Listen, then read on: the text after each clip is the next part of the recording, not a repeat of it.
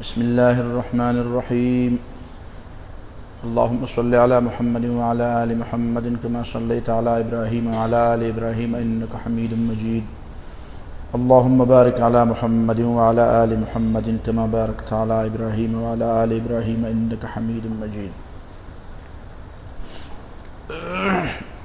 د قرآن د لستونکي د پاره چې کوم آداب ضروري وو نو هغه تا واورېدو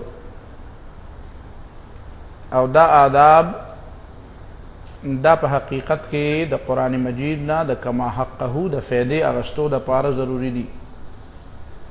دا د قرآن قدر دی، دا د قرآن مجید احترام دی، دا د قرآن مجید سره د مینې او د محبت او د عقیدت دلیل دی. چا چې د چا سره مینه نو د هغې دپاره بیا د آدابو ډیر زیات د تعلیم ضرورت نه وي. هغه مینه په خپله سړي ته آدب ښیي او هغه مینې نه په خپله داسې خبرې را پیدا کېږي چې هغه د ادب تقاضي. هلته بیا یو نازکوالی را پیدا کېږي، یو لطافت را پیدا کېږي. اصل مینه او اصل قدر خو هغه دی چې په زړه کې، او چې په زړه کې قدر وي نو په اعضاو او په جوارحو کې د هغې اظهار وي. لکه یو صحابي په مانځه کې ولاړو او په کپړو په جامو په دې پورې لاسونه مګل کله به یې څه کول نه به پوهېدو. ابتدا کې به و نه به راغلی، علم به نه حاصل کړی، نوي نوي به مسلمانېدل. نو سره د مسلمانۍ د اعلان نه خو فوراً د چا په دماغو کې ټول علم نه راځي، خو بس زده کوي ورو.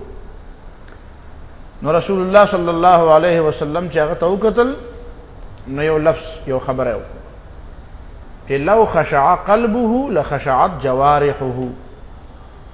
که د زړه متوجه وی نو د اعضاب هم خاموش وی. نو دې نه پته لګي چې د سړي د زړه توجه کوم طرف ته وي نو اعضام د زړه تابع دي. نو چې توجه او مینه د زړه وي د قرآن سره نو لاس او خپې او غوږونه او د سړي حرکات سکنات د سړي ناسته پاسته دا ټوله بیا د هغې مینې نه چار چاپېره چورلي. نو دا په حقیقت کې د هغه مینې د اظهار هغه طرقو د هغې د مینې د اظهار هغه شکلونه و چې تا ته دا بیان شو.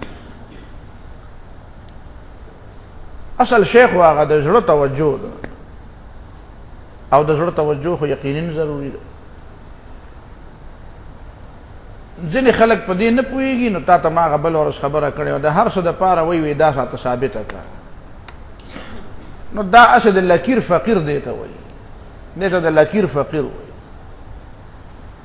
دا قانوني غوندې اسلام پیژني او هغه حقیقي اسلام نه پیژني. قانوني اسلام دې ته وایي چې څوک پې د کفر فتوا ونه لګوي. د فتوې د لګولو دپاره چاته څه ګنجایش میلاو نه شي.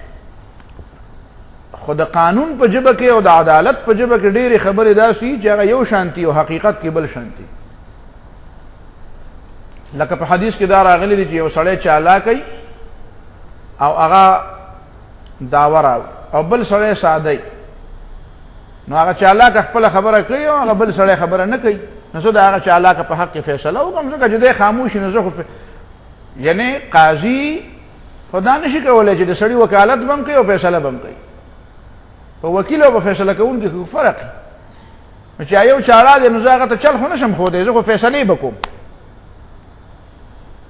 نو دا وخت کې رسول الله صلی الله علیه وسلم وفرمایل چې دا کم سړی چې د چالاکۍ په وجه باندې د هغه په حق کې فیصله وشي نو موږ خو په ظاهر فیصله کوو، خو که ما د هغه په حق کې فیصله وکړه او دا شی د ده و نه نو دی دې نه اخلي. ده ته خو پته ده چې دا زما نه دی نو دی دې نه اخلي. دا دې بهانه نه جوړي چې ما له پیغمبر علیه السلام را کړی دی.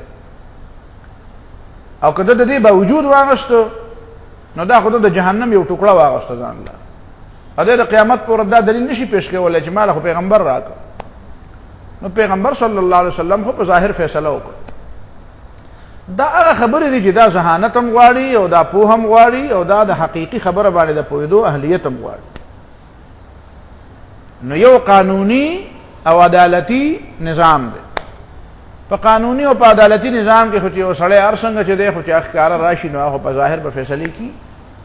اوس حقیقت کې دا خبره داسې ده او که نه ده؟ که حقیقت کې ټولې فیصلې په دنیا کې وي خو بیا په قیامت کې فیصلې نه کېږي، لیکن اصل فیصلې په قیامت کې کېږي. نو دا بنیادی خبره ذهن کې کېناستلې نه وي نو سړی بیا ګډې وډې وایي کوم ځای کې راغلي دي او دا سړي دا د الله او د رسول سره او د قرآن سره او د اسلام سره د عشق او د محبت تقاضي چې دي دا په خپله بیا سړي ته دا لارې ښیي. البته دومره هم نه دي تلل پکې مخکې په کار چې سړی بیا په صریح نصوصو خپې کېږي، نو هلته څه پابندیانې خو به وي او په هغه حدودو کې دننه بیا د هغې اظهار چې دی هغه دا په حقیقت کې د دغې محبت او د دې تعلق اظهار، د دې قدر او د احترام اظهار. نو دا علماء دا خبرې وکړې د دې اصل بنیاد دا دینه بعد باقی او 2-3 مسلې خو پاتې شوې خو هغه به ان شاء الله په خپله موقع بیانېږي، لکه د نسخ مسله او مکی او مدني خو هم دې صورت فاتحه کې به بیان شي. بعضې نورې خبرې دي چې هغه دومره ډېرې زیاتې ضروري هم نه دي، بیا علوم القرآن ځان لګورئ نو دلته خو صرف یو لاین او یو رهنمایي ده، باقي خو علوم ټول خو په یو دوره تفسیر کې خو ټول علوم نشي بیانېدی. نو دې وخته پورې دا اصول بیان شو، اصول تفسیر ورته وی او که علوم القرآن ورته وی او که د علوم القرآن مقدمه ورته وی، دا ټولې خبرې دې وخته پورې بیان شو. اوس دې نه بعد سوره فاتحه باندې شروع کوو. د سورة الفاتحه نه مخکې بلکې د قرآن مجید د تلاوت نه مخکې اعوذ بالله ویل او تعوذ دا مأمور به دی. اوس مأمور به دی نو واجب دی او فرض دی که مستحب دی او که سنت دی،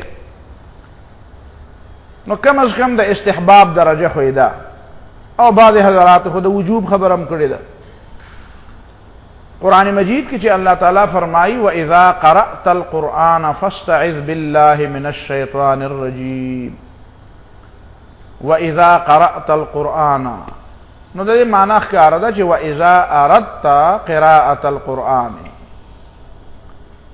لکه وَإِذَا قُمْتُمْ إِلَى الصَّلَاةِ، یعنی اذا اردتم القیام إلى الصلاة. ځکه چې مانځه ته پاسې خو د دې معنی دا ده چې اقامت شو، نو چې اقامت شو ته په جماعت کې ناستې نو مانځه ته پاسې نو بیا به په مانځه ورمنډه کوې که په اودس به ورمنډه کوې. نو بیا خو واذا قمتم الى الصلاة نو فکبروا، بیا خو به الله اکبر وی. خو قرآن وی واذا قمتم الى الصلاة فاغسلوا وجوهکم، نو چې مانځه ته پاسې نو مخونه وینځئ، یعنی اودس وکړئ. مطلب دا دی چې د مانځه وخت شي او د مانځه اراده دی، چې نیت دې نه خو جوړ نه پکې، خو چې اراده دی چې مونځ کوم نو د مونځ نه مخکې اودس وکړه، ځکه د اودس د هغه دپاره موقوف علیه دی، دې نه بغیر مونځ نه کي.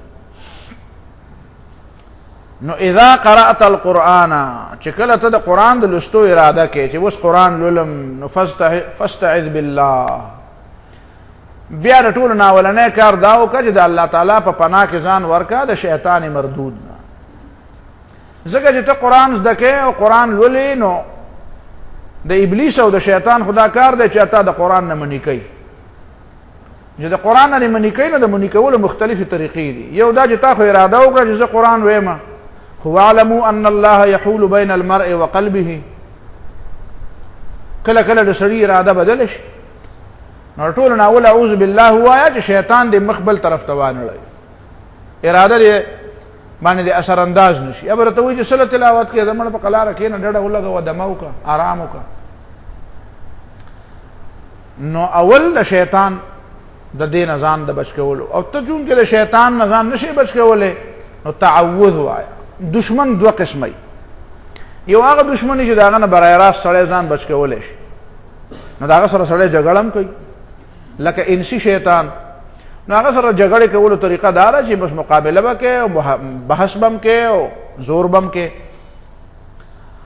او دا انسی شیطان چې مقابله کوي نو که ده ته مغلوب کړې یعنی مړې کړې نو شهید به شي، او که ته پې غالب رالی نو کامیاب به شي، کامران به شي، فلاح به ملاو شي، غلبه او فتح به ملاو شي. دا دواړه د کامیابۍ خبرې.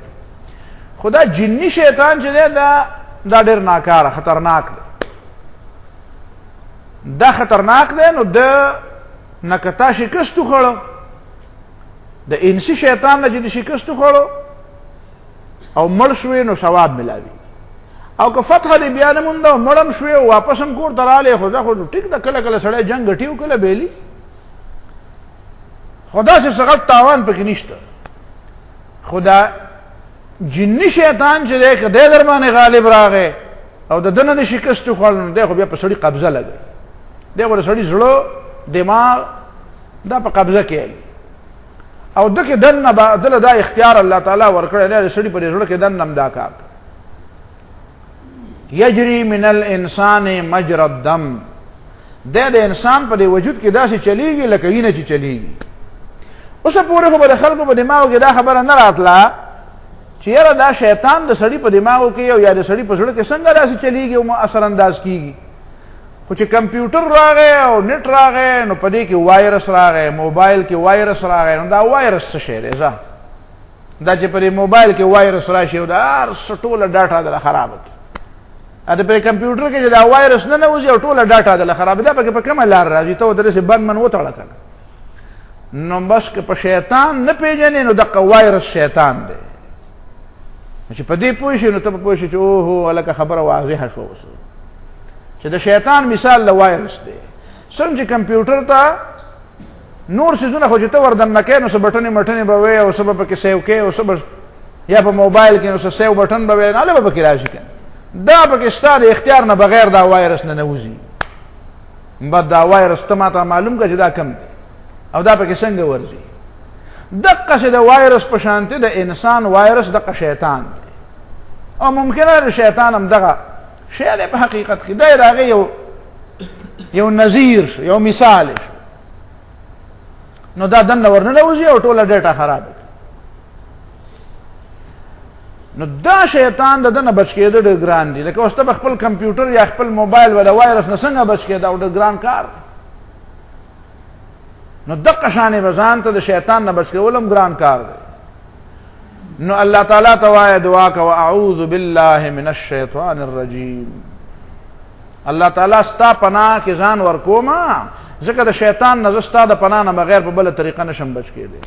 دا تعوذ شو، عاذ یعوذ، دا عامه طریقه ده، دشمن نه د ځان د بچ کولو لار به ګورې. نو اولنۍ خبره دا ده چې اذا قرأت القرآن فاستعذ. بعضې حضراتو د دې دا معنی هم کړې ده چې قرآن دې ولوستو، هغه وایي دا ماضي شوه که نه، اذا قرأت القرآن، چې کله تا قرآن ولوستو تلاوت دې خلاص کو نو فاستعذ بالله من الشیطان الرجیم، بیا اعوذ بالله من الشیطان الرجیم ووایه. لیکن دا غلط فهمی په دې وجه را پیدا شوه چې دا قرأت د ماضي صیغه ده، خو کله کله ماضي د مضارع په معنا باندې هم راځي. آمد ماضی بمعنای مضارع چند جا، عطف ماضی بر مضارع در مقام ابتدا. اپ شرم تعمیل کې دا خبره برا روانه کې مرګی لرګی نه کړي نو دا به وایي ان شاء الله. ها دا د شریف مولوی صاحب خبره وا، چې خبره برا روانه مو کې مرګی لرګی نه کړو نو دا خبره به داسې وشي. نو شرم تعمیل کې دا 15 ځایونه دي چې پاره کې ماضی په معنا د مضارع راځي. لیکن کله کله دا عام خبرې لکه د عربی په یو شعر کې وایي وإني لآتيكم لذكر الذي مضى، وإني لآتيكم زستاسو خوال راځم لذكر الذي مضى، ځکه زما او ستاسو په منځ کې یو تعلق دی د پخوانۍ زمانې نه.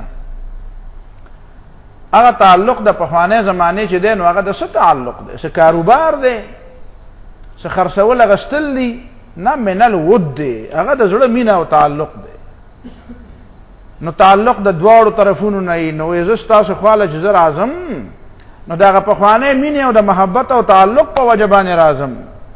او واستیناف ما کان فی غدی، من الود واستیناف ما کان فی غدی، یو خو د هغه زوړ محبت په وجه راځم او بل دا محبت را تازه کومه، سبا د پاره دا محبت کې بیا یو نوې ابتدا کومه، د تعلق کې را تازگی را پیدا کوم.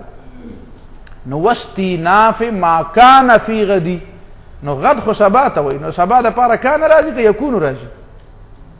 واستیناف ما یکون فی غدی، نو د یکون په ځای سره وړی کان، نو دا خیر دی ماضی او مضارع د یو بل په معنا باندې راځي.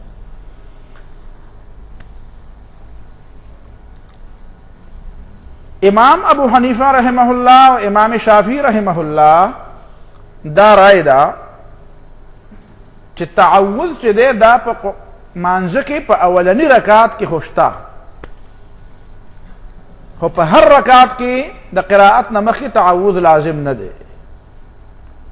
البته د امام ابو حنیفه رحمه الله رائے دا چې په هر رکعت کې د بسم الله نه د فاتحه نه مخکې بسم الله پکار او دا مستحب ده او په دې باندې جهر نه دی پکار. جهر په فاتحه پکار دی چې فاتحه جهري مانځه کې وي، او د فاتحه نه مخکې به بسم الله وي، خدا بسم الله به سرن وي، پټه به وي. او امام شافعی رحمه الله چونکه بسم الله د سورۃ فاتحه نه خو جز ګڼي او د باقی سورتونو نه جز دا او کنه دا، په دې کې دغه اقوال مختلف دي. د بعضی خلکو د وینا مطابق د امام شافعی رحمه الله دا رائے ده چې بسم الله د هر سورت نه جز ده، نو د فاتحه نه علاوه چې بل سورت وي نو هم به بسم الله وي، او چې بل سورت جهرن وي نو بسم الله بم جهرن وي، او چې سورت سرن او پټ وي نو بسم الله بم پټ وي. لیکن د امام ابو حنیفه رحمه الله په نظمانه بسم الله د هر سورت نه جز نه ده او د سورت فاتحه نه هم جز نه ده، نو بسم الله او اعوذ بالله به په اول رکعت کې دواړه سرن، په دویم دریم څلورم رکعت کې به بسم الله و سرن او اعوذ بالله به نه وي. او د امام شافعی خبره هوتا ذکر. امام مالک رحمه الله وایي چې د سره بسم الله د هیڅ صورت نه جزم نه ده او د فاتحه نه مخکې نه سرن پکار ده او نه جهرن پکار ده، ځکه چې دا د سر نه د صورت حصه نه ده، هغه صورت نمل حصه ده او بل د هیڅ صورت حصه نه ده. نو هغه طریقه بیا دا چې هغه الله اکبر وایي، نو الله اکبر سره سیده وی الحمد لله رب العالمین، سیده په الحمد لله شروع کوي. او د امام شافعی رحمه الله طریقه دا شو چې هغه بسم الله الرحمن الرحیم الحمد لله رب العالمین، چې امام نو جهرن به وي. او د امام ابو حنیفه رحمه الله دا چې اعوذ بالله من الشیطان الرجیم بسم الله الرحمن الرحیم دا به پټوي، او که امام وي یا ځان له ولاړ وي خو د شپې مونځ دی کاوه په زور دی وینه په زور بیا وایا قرات په زور کوه، د شپې خو په زور قرات ته حق حاصل لکه ته منفرد مینو خیر دی، یوازې امام د پاره هنر منفرد د پاره هم جایز وای. نو دا اولنې خبره پاتې شو. دا خبره چې جزئیت څنګه ده نو هغه باندې زتات دلایل وي. البته د دې کلمات بسنګي تعوذ بوایو څنګه، نو د حضرت عبد الله ابن مسعود رضی الله تعالی عنہ روایت خود تفسیر قرطبی دام نقل کړي ده چې ما یو ځل د رسول الله صلی الله علیه وسلم په مخ کې دا وی چې اعوذ بالله السمیع العلیم من الشیطان الرجیم، او بعض خلق پکې لګ نورم خواږه شي اعوذ بالله السمیع العلیم من الشیطان اللعین المردود الرجیم، وای پس دا خپل عادت.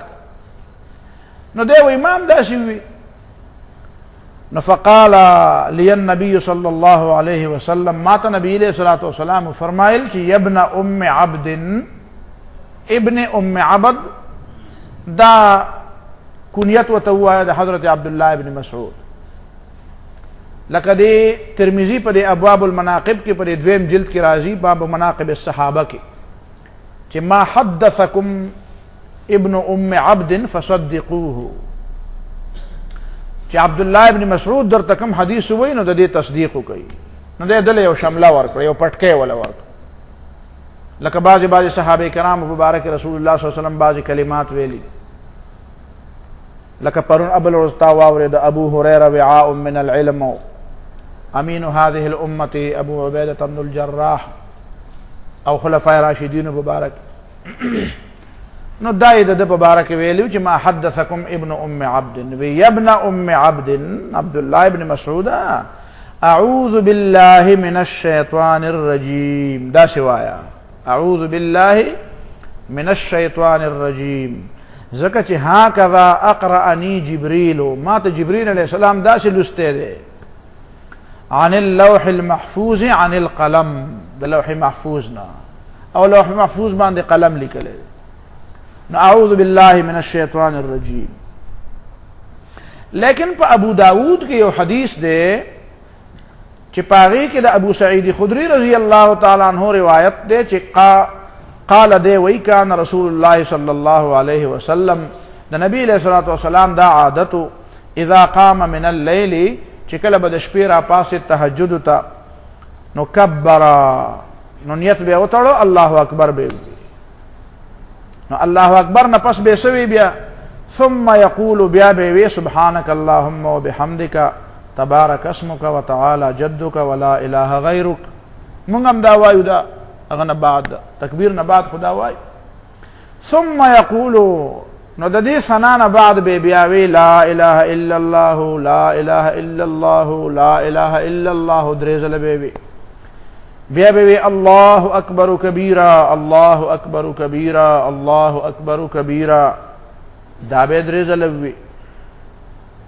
او بیا به اعوذ بالله السميع العليم من الشيطان الرجيم التخوا هغه وی چې ماته وی دا سم وای او دلته د ابو سعید خدری پر روایت کې وی چې ماته عادت داو چې وی به اعوذ بالله السميع العليم من الشيطان الرجيم او من همزه ونفخه ونفسه پنان اسم پا اللہ تعالی سرا د شیطان رجیم نا یعنی داغه د همزنا داغه د ټونګې نا ټونګې صدا لیونتوب چې پاگل می کی تا تمای دا خو وایرس دی کنه دا خو ارس اب نارمل کی چې ورننه وزن ارس ټوله ډاټا ماټه کې لته متي و ارس ورات کله کله سړی ته پسړه کې داسې خیالات ورواجی سړی پاگل کی ناکاره خبره ورته پسړه کې ورواجی بلکې دا بعضی خوبونه داسې دي چې دا شیطان سړی تنګي نو هغه ته داسې خبرې په دماغو کې په دې خوب کې ورچي کله کله د خیالات د شیطان په لاس کې ورشي نو کله د کمرونو رغړی کله په چا پسې ورپسې کړی کله په د پسې څوک ورپسې کله منډې وای په ځنګلو کې کله درس کتره ولويږي نو شیطان خو شیطان دی نو بس خدا کوي نو دا خیالات د سړی په مغزو کې ورچي سړی کله کله پاگل په دې اودس کې د سړی په ذهن کې هغه اودس هغه شیطان ته ولهان وي نو اودس سړی کوي ویل کوي دا اودس دی ونه شو دا لاسونه دی لاندن شو دی بیا شروع بیا وې دې ته خدای وش نو دی هغه ځای وینځي بیا وې دا غینځل نو دی بل ځای تم داري وش نو ټول ورځ لګیای دا جامین او اودس نه خلاصي دا شیطان کله په مانځ کې ورته خیالات ګډوډ را پیدا نو من همزه الله تعالی د شیطان د دې ټونګونه چې دې ملي ونه کوي د همز ترجمه په جنون کړي ټونګي را کوي لیونه کوي نو د دین الله تعالی ما لپنا را ستا په پناه کې ځان ورکو د الله تعالی په پناه کې ځان ورکې نو بیا به پکې وایرس نه راځي بیا شیطان پکې کار نشي کولای الله تعالی به خصوصي حفاظت کوي او ونفخه او د شیطان د پوکینا پوکې دا پوکې چې سړی کوي نو کوم خیالي کله کله د خلړ سی اوپر سي نو بیا غټ پوکې وږي اول د هوا را کوي راسي نو اوپر سیږي نو د دې نفخنا ترجمه خلکو کړی ده په کبر باندې دا متکبر سړی چې د اصل سی ارغو برغونه شي پړسېدلې کله کله دا سټ یو طرف ته داسي نو چې خلکو ته سم ګوري نه د مخامخ قتل چې دي دا خو د تکبر د نشوالي نه خلا سړی چې سیده مخامخ یو بل تناسي على سرور متقابلين په تختونو باندې بناسي او مخامخ بناسي خو بعض وخت به تاسو دا وینئ نه سړی میلمم راشي پر اخباراتو کې تصویرونه راشي او د ځان له سیمراور ناشي او د بل ځان له بل طرف ته ګوري ما یو سړی لیدلو اوس به ژوندۍ کې مړ وای نو هغه د عادت چې هغه به چاته سیده نه کتل، نو څه به کاږه کتل. نو بیا په 2-3 میاشتې کې دنه زه ته خبر شوم، نو بیا دا سټ نه ما یې لکه د خو به نور کله نشي په لاره چې به روانو سټ به کوږ نه ونیولی، خو چې چاته به کتل نو سټ به کوږ نیولی. نو ما ته چا وویل سټ اوس کوږ شوی، وایي سټ یې خدای داسې کوږ کړی. خبره باندې پوه دې ته سعر وایي په عربۍ ژبه کې، دا په اوښانو دا بیماري لګي. اوښانو باندې یو بیماري راشي نو د هغه دا سټ کوږ شي، دغه بیماري خدای په ده ولګول د تکبر په وجه. نو من نفخه د تکبر نه چې یا دې تکبر کوي نو مالت پناه راکړه. کله متکبر سره خو مې نه لګي، متکبر سره خو دوستیم نه ده پکار او ملګرتیام نه ده پکار. او یا دا مطلب چې په ما کې دا تکبر او دا غرور را پیدا نه کړي.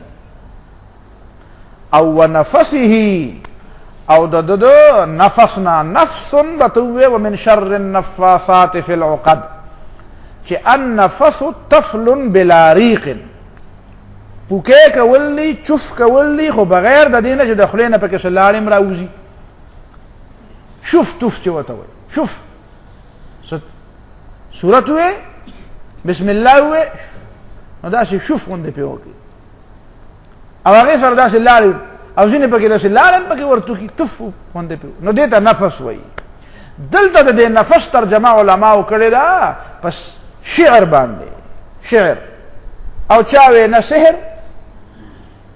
نو که سحري او که شعري، شعرونه هم خم دي او خراب هم دي. شعرونه خو خبرې دي. الشعر کلام حسنه حسن وقبیحه قبیح. خبرې دي نو ښې خبرې ښې او خرابې خبرې خرابې. ځینې شعرونه دا دي چې هغه په خپل شعریت په وجه د خپل ساخت په وجه د خپل جوړښت او د دې ترتیب په وجه او د کلماتو د دې تناسق او د دې نظم په وجه باندې ډېر لوی اثر کوي. نو دا خو یو وجه پکې ده. خو لکه دا سندرې مندرې او دا ګانې مانې او دا چې څوک ډېرې وایي او ډېرې اوري، نو دا هم د شیطان سره یو تعلق جوړي. شیطان د ده په دې اوږه کیني او دا دواړه خپې داسې د سینې ته را ځوړندې کړي او داسې زنګوي یې داسې درز وله ورکوي، وایي شابه وایه، نو دی ورته خوشحاله. اگر چې دا صوفیه حضرات چې کوم دي نو دی پکې یو ټکی ویلی دی سماع، هغه هم شعرونه وایي. خبره باندې پوه نه شوم. خو په هغه موضوع کې بیا که ډېر اخوا لاړ شم نو بیا به خبرې پاتې شي. خو هغې هم د سماع دپاره څه شرطونه یې ښودي دي، څه شرطونه یې ښودي. هغې وایي چې دا د عشق مجازي دا شعرونه چې کوم دي نو دا په حقیقت کې دا عشق حقیقي ته سړی تیاروي. د دې فارسي ادب د اهل علم دا یو رایې وه پخوا، لکه مولانا عبدالرحمن جامی چې لیکلي دي په خپل کتاب زلیخا کې، یوسف زلیخا، هغه وایي متابز عشق رو گرچه مجازیست که آ بهر حقیقت کار سازیست، بلو حول الف باتا نخوانی ز قرآن درس خواندن که توانی. وایي د عشق نه مخ ماړه وه خیر دی که دا مجازي، ځکه چې دا به دغه حقیقي ته ورسوي. دا المجاز قنطرة الحقیقه د دې صوفیاو کلام دی. وایي المجاز قنطرة الحقیقه، مجاز د حقیقت دپاره پول دی. نو په دې پول پورې وځه، په پول خلک ودرېږي نه، سیده پې پورې وځي. نو معنا دا دی د پورې وتو د حده پورې دا ټیک دی، خو ایسارېږه پکې مه که آ بارې حقیقت کار سازي، دا به په هغه حقیقت کې په کار شي. او بلو حول الف باتا نه خواني چې په تختې باندې اول الف بې زده نه کړي، نو چې قرآن درس خواندن کې تواني، بیا به په قرآن څنګه پوه شي په مطلب باندې، خو الف باتا به دي دا الف باتا دي وایي. نو بهرحال هغې بیا وایي چې مونږ چې دا سماع کوو، لکه په دې عبدالرحمن جامی رحمه الله په زمانه کې د صوفیاو یو فرقه وه، هغې ته به یې پایکوبان وي. پایکوبان خپې درزونکې، خپره خلاصونکې. نو هغې به غټ غټ اخته پرېښودي وو، لکه اوس زمونږ په دې وطن کې چې په دې پنجاب کې دا ځینې خلک کوي، دا ځان ته چې اهل سنت والجماعت وایي. نو اهل سنت والجماعت خو د شیعګانو په مقابله کې دا ټول دي، د بدعتیانو، معتزله، خوارجو، جهمیو، جبریو، قدریو، کرامیو، مرجعو، د دې بلاګانو په مقابله کې چې د اهل سنت والجماعت دي چې قرآن او سنت او د صحابه کرامو اجماع ته دلیل وای. دا ټول اهل سنت والجماعت دي، خو هغه په قبضه لګولې ده په دې نوم باندې. نو اهل سنت والجماعت یوازې دی خو نه دی، خو خیر هغه ځان ته بریلیان حضرات ځان ته اهل سنت والجماعت وای. نو هغه کې مدایي دا ناتونه وای، نو ناتونه په داسې انداز کې وای چې ښه صحیح وسره ګډېږي. نو دا طریقه د هغه عبدالرحمن جامی رحمه الله په زمانه کې وا، او د مولانا جلال الدین رومی ته هم دا قسمه خبرې منسوبې دي. او د هغې بنیادي مقصد به وای دا و چې خلکو به قرآن نه اورېدو، نو دوی به په دې طریقه خلک راجمع کړه او بیا به ورته قرآن ښوده. اوس یو 4-5 کاله وشو چې امریکایانو او د دنیا شیطانی قوتونو یو سازش شروع کړی د اسلام خلاف. هغه دا چې وایي چې دا جهادي اسلام نه منو او دا صوفي اسلام منو. نو هغې اوس د دې دپاره ډېر لوی جدوجهد کوي چې په پاکستان کې او په ترکی کې او په هندوستان کې او په دې علاقو بر صغیر په دې علاقو کې د مولانا عبدالرحمن جامی دا چې کوم اشعار دي او یا د مولانا جلال الدین رومی دا مثنوي ده، نو هغه دې له زیاته توجه ورکړې ده د صوفیاو ورځې مناول. تیر کال باندې که ستاسو خیالي نو تقریبا 800 ساله عرس مناو کو د مولانا جلال الدین رومی، او دا د امریکایانو په خرچه باندې دا مناو او ترکی کې مناو کو. دې مطلب دا نه چې خلک وایي چې خلک واسم اسلام طرف ته روان دي. نو چې اسلام طرف ته روان دي نو موږ ته په دماغو کې دا کې خو د اسلام یو تعبیر هغه دی چې مولانا مودودی کوي د مثال په تور، د مثال په تور نه بلکې حقیقي زدا وي. زه په دې پوهیم چې نن دشمن چې دی یهودیانو دا تسلیم کړی دی چې اسلام خو غالب شوی دی او را روان دی، د دې لار نیول خو ممکن نه دي. خدا 15 کاله وشو چې دوی په دې باندې اوس سوچ کوي چې د اسلام کم ایډیشن داسې دی چې د مسلمانانو ته ووایو چې خیر دی چې د اسلام راځي او خامخا راځي په دې دنیا، نو چې دا ایډیشن او دا شکل دغه یې که دای، نو دوی په دې باندې خو مطمئن دي. خدا یوه خبره زه په دې 100% مطمئن یم او بحیثیت یو ذمه دار زه دلته چې خطایی رانه وشي غلطي وشي په خولې نه یو خبره بې احتیاطه وځي، اخو الله تعالی به معافي کوي، معافي وغواړو د الله تعالی نه. خو زه دا په حیثیت یو ذمه دار دا خبره کوم او په ذمه دار ځای ناست یم چې دا خبره کوم چې یورپ دا منلې ده، شیطانی قوتونو دا منلې ده چې اسلام خو غالب کیږي او را روان دی. خدا یوه خبره صرف د اختلاف پاتې ده چې دا مولانا مودودی کوم اسلام وایي دا را باندې مه راولئ، او د دې نه علاوه د اسلام کوم ایډیشن وایي دا راته قابل قبول دی. صرف دا خبره چې مولانا مودودی نه منو او سید قطب شهید نه منو. دوی چې د اسلام کم تعبیر حسن البنا شهید کوي او سید قطب شهید کوي او مولانا مودودی رحمهم الله، دوی چې دا درې کسان چې د اسلام کم تعبیر کوي دا سره نه منو، او باقی د اسلام کم تعبیر وایي نو دا سره منو. ولی مولانا جلال الدین رومی د اسلام څخه بل تعبیر کړی دا اسې خرایر دي. مولانا جلال الدین رومی د اسلام تعبیر څخه بدل نه دی کړی، دا په اسلام کې حاکمیت اعلی د الله تعالی دی. زما په خبره پوه شوې؟ ته به ورته دا نه وایې چې زه خیر دی زه د مولانا مودودي دا سره نه منم او دا منم، ته دا دواړه یو شی دی، دا چا به جدا شیزونه دي. مولانا مودودی د اسلام تعبیر دی او که د مولانا جلال الدین رومی د اسلام تعبیر دی. دا بل خبره طریقه کار. نو طریقه کار خو مطلب نه ای لارې باندې خو تلل مقصد نه ای، موټر وی باندې ځي که په سړک ځي که په پوله ځي که په هوایي جهاز کې ځي که په ریل ګاډي کې ځي، خو ځي کوم ځای ته؟ نو زم مکې معظمې ته. نو چې مکې معظمې ته څوک په ریل ګاډي کې ځي او ته یاره زما دا کار خوښ دی، نه ما به ورته چې کار کې فرق نه دی، لار خدا ده، خدا ځي چېرته؟ مکه منې که نه منې؟ که مکه معظمه منې او مدینه منوره منې، نو که په جهاز کې ځي نو هم زه درسره منم، او که په ریل ګاډي کې ځي هم درسره منم، او که په بس کې ځي هم ټیک ده، او که په اوښ ځي هم ټیک ده، او که پیاده ځي هم ټیک ده. دا اوس خبره نه شوه. دی په دې مسلمانانو کې یو بله شوشه پرېږدي چې په دې مسلمانانو کې د جهادي اسلام او د صوفي اسلام یو جنگ شروع شي. مطلب په دې جنگ جوړولو کې دی. نو ته ووایه چې او دا څه چې نن څه کال لګیم او پروس کال نه دی خوا لږې اشارې څه کال لږې اشارې زیاتې دي، نو زما خلک به دا وایي چې دا خو صوفیت طرف ته لاړ. زما بنیادي مقصد پکې دا دی چې زه دا تا ته ښکاره کوم چې الحمدلله زما په ذهن کې د اسلام کوم جهادي فکر او تصور دی، نو هغې باندې څه کمی خو نه دی راغلی، خو د دې باوجود زه د صوفیاو خبرې کوم. زه دنیا ته دا ثابتوم چې صوفیت او جهادي ته دا کارونه یو دي، دې کې فرق نشته.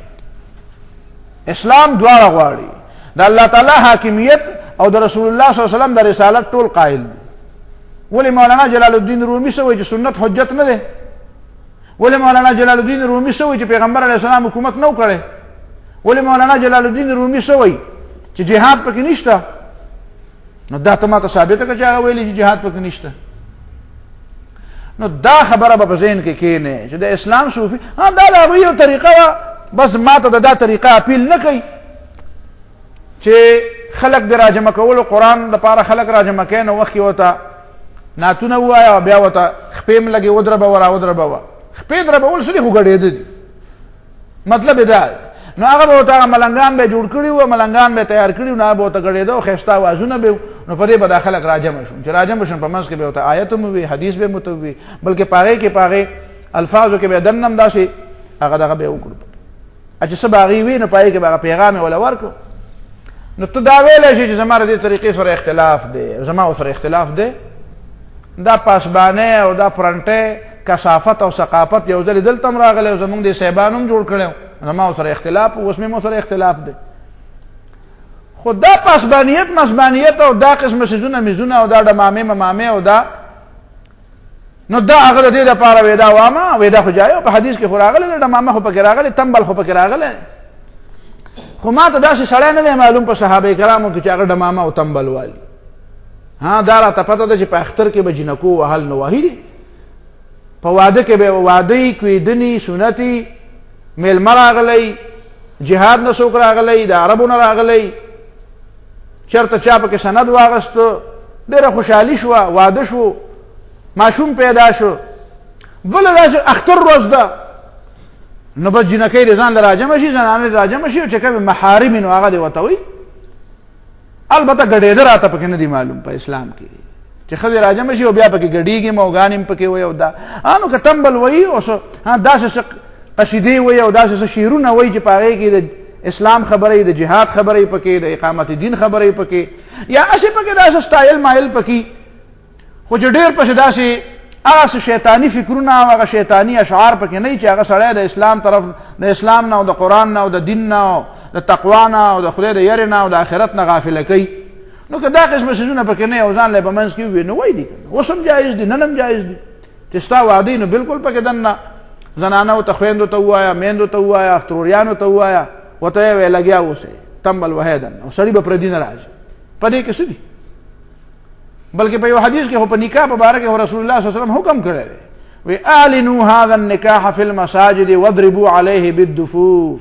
د دې نکاح اعلان په جماعتونو کې وي او په دې ډمامې ووهئ چې خلکو ته پته ولګي. پټې خبرې خو نه دي، خلکو ته پته ولګي. سبا له خو د نسب سره تعلق ساتي خبرې، سبا له به میراث تقسیمیږي، سبا له به یو سړی یو کور ته ځي راځي، یو زنانه به یو کور ته خلک وایي داسې چل دی، دا سړی خو دغه کور ته ننوځي، اوس مخکې خو به دا نه ته دا اوس څه چل دی، وایي څه چل دی، خو نکاح یې کړی دی.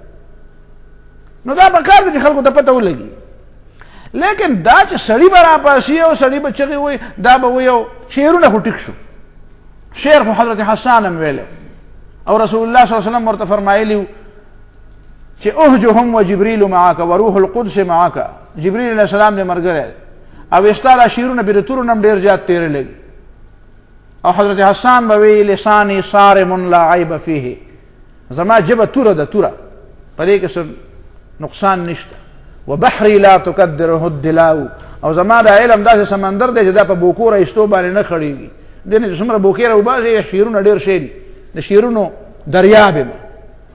نو دا به وي او اتهجوه ولست له بند فشرکما لخیرکما فداء. ته د پیغمبر بد بیانې، ته د پیغمبر په شانتې، ته خو ډېر ناکاره سړی، تا د خدای د دغه محمد صلی الله علیه وسلم نه قربان کړي.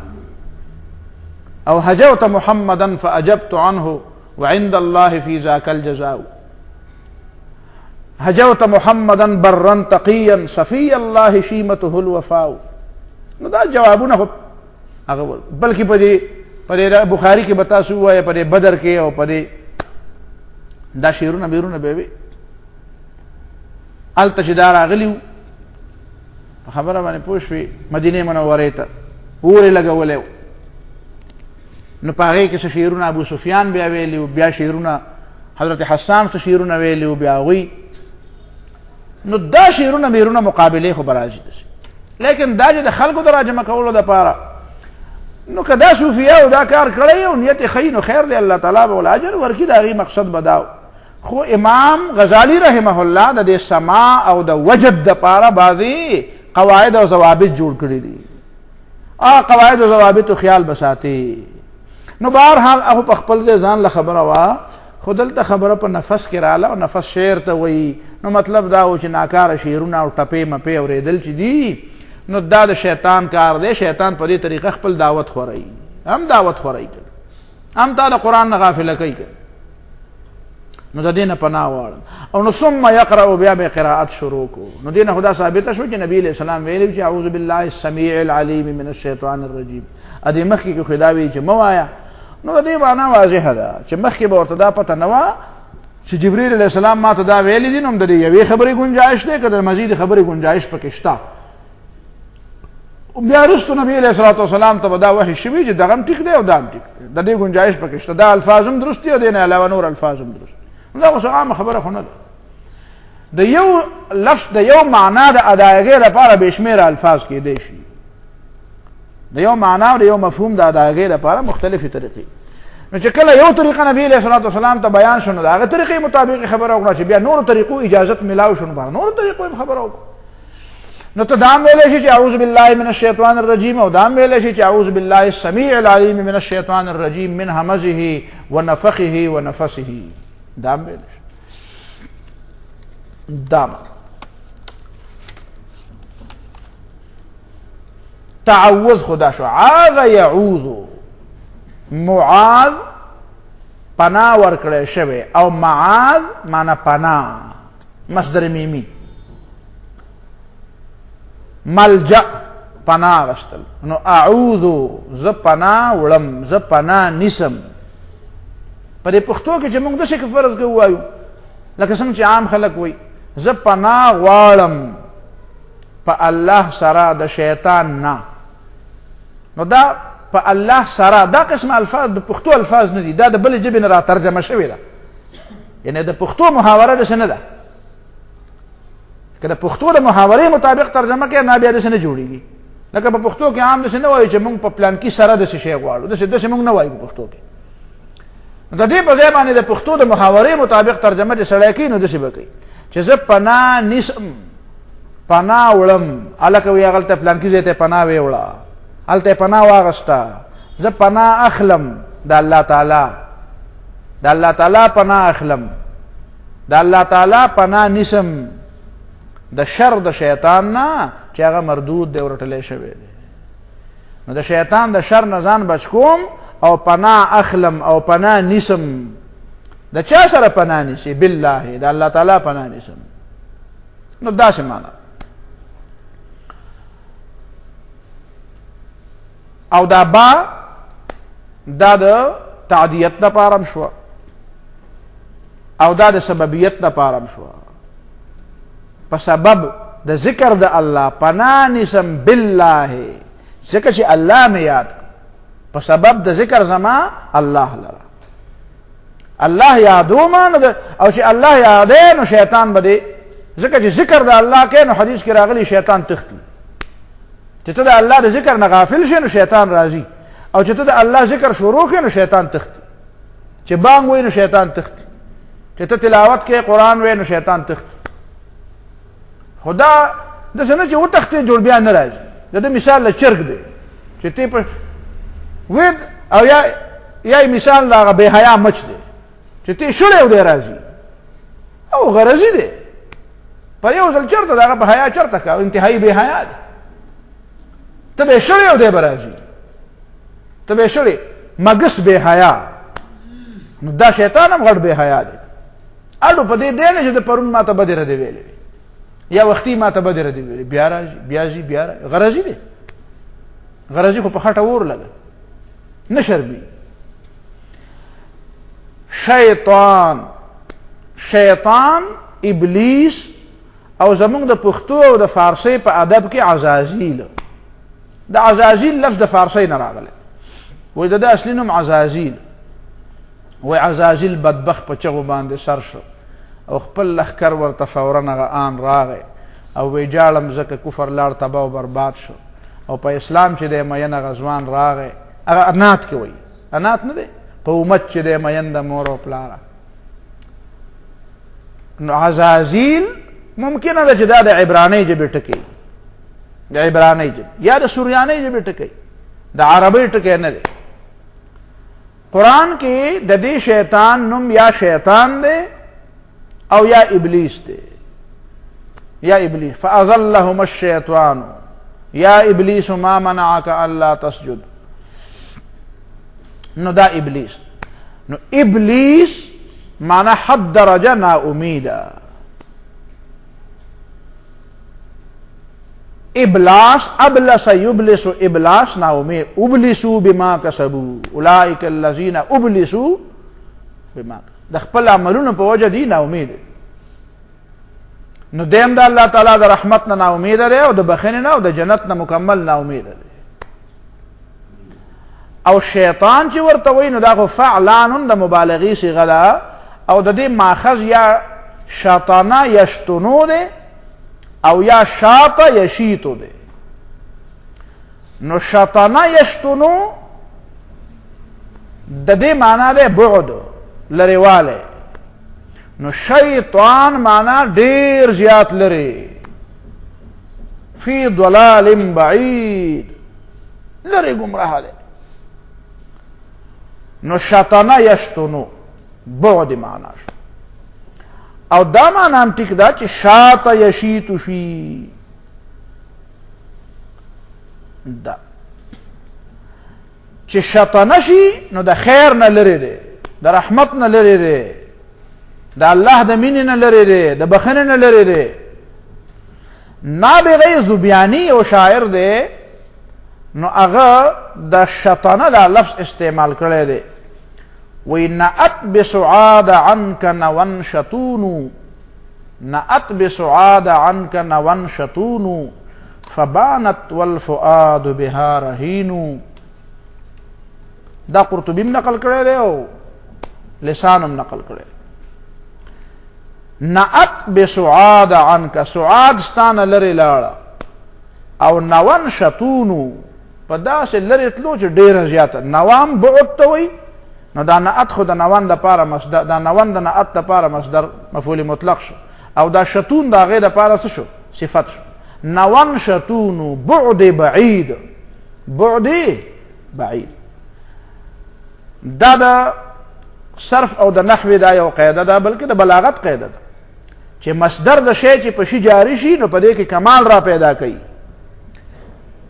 یو لفظ دی مشتق د شی ویم چې په شی جاری شي د مصدر دی دغه مصدر دپاره یو مشتق دی او هغه مشتق تا د دې مصدر نه بعد راوړه نو د هغې معنا به د هغې مشتق نه کوي بلکې د هغې معنا به مجموعي معنا به د مبالغې کوي کمال معنا به کوي لکه سندخلهم ذلا ذلیلا نو ذل مصدر دی او ذلیل د دې مصدر نه مشتق دی نو ذلا ذلیلا ترجمه به کوي ګور سوری ګڼ سوری یخ سوری او دا معنا به نه کوي چې ذلا ذلیلا معنا سوری سوری کړی شوی په پښتو سوری کړی شوی چې سوری خو سوری شوی نو ذلا مونږ به دې دننه کړو ذلا یو سوري ته ذلیلا چې هغه به ګور سوری په دې سوري کې چې څومره ګوروالی او څومره یخوالی حاجي د سوري سره دا یخوالی په ذهن کې نو یخوالی یا د ړی او یا به د ظاهري جسمي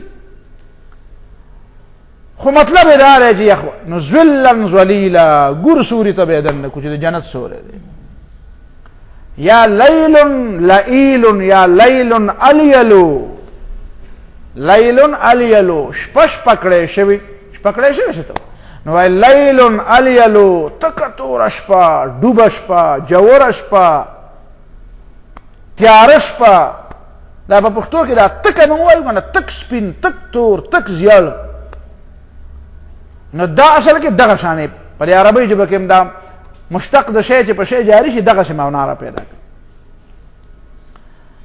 نو نأت بسعاد عنك نون شتون او فبانت والفؤاد بها رهین فبانت جدا شوه اول فؤاد بها رهین زړه ورسره ګاڼه پاتې شو.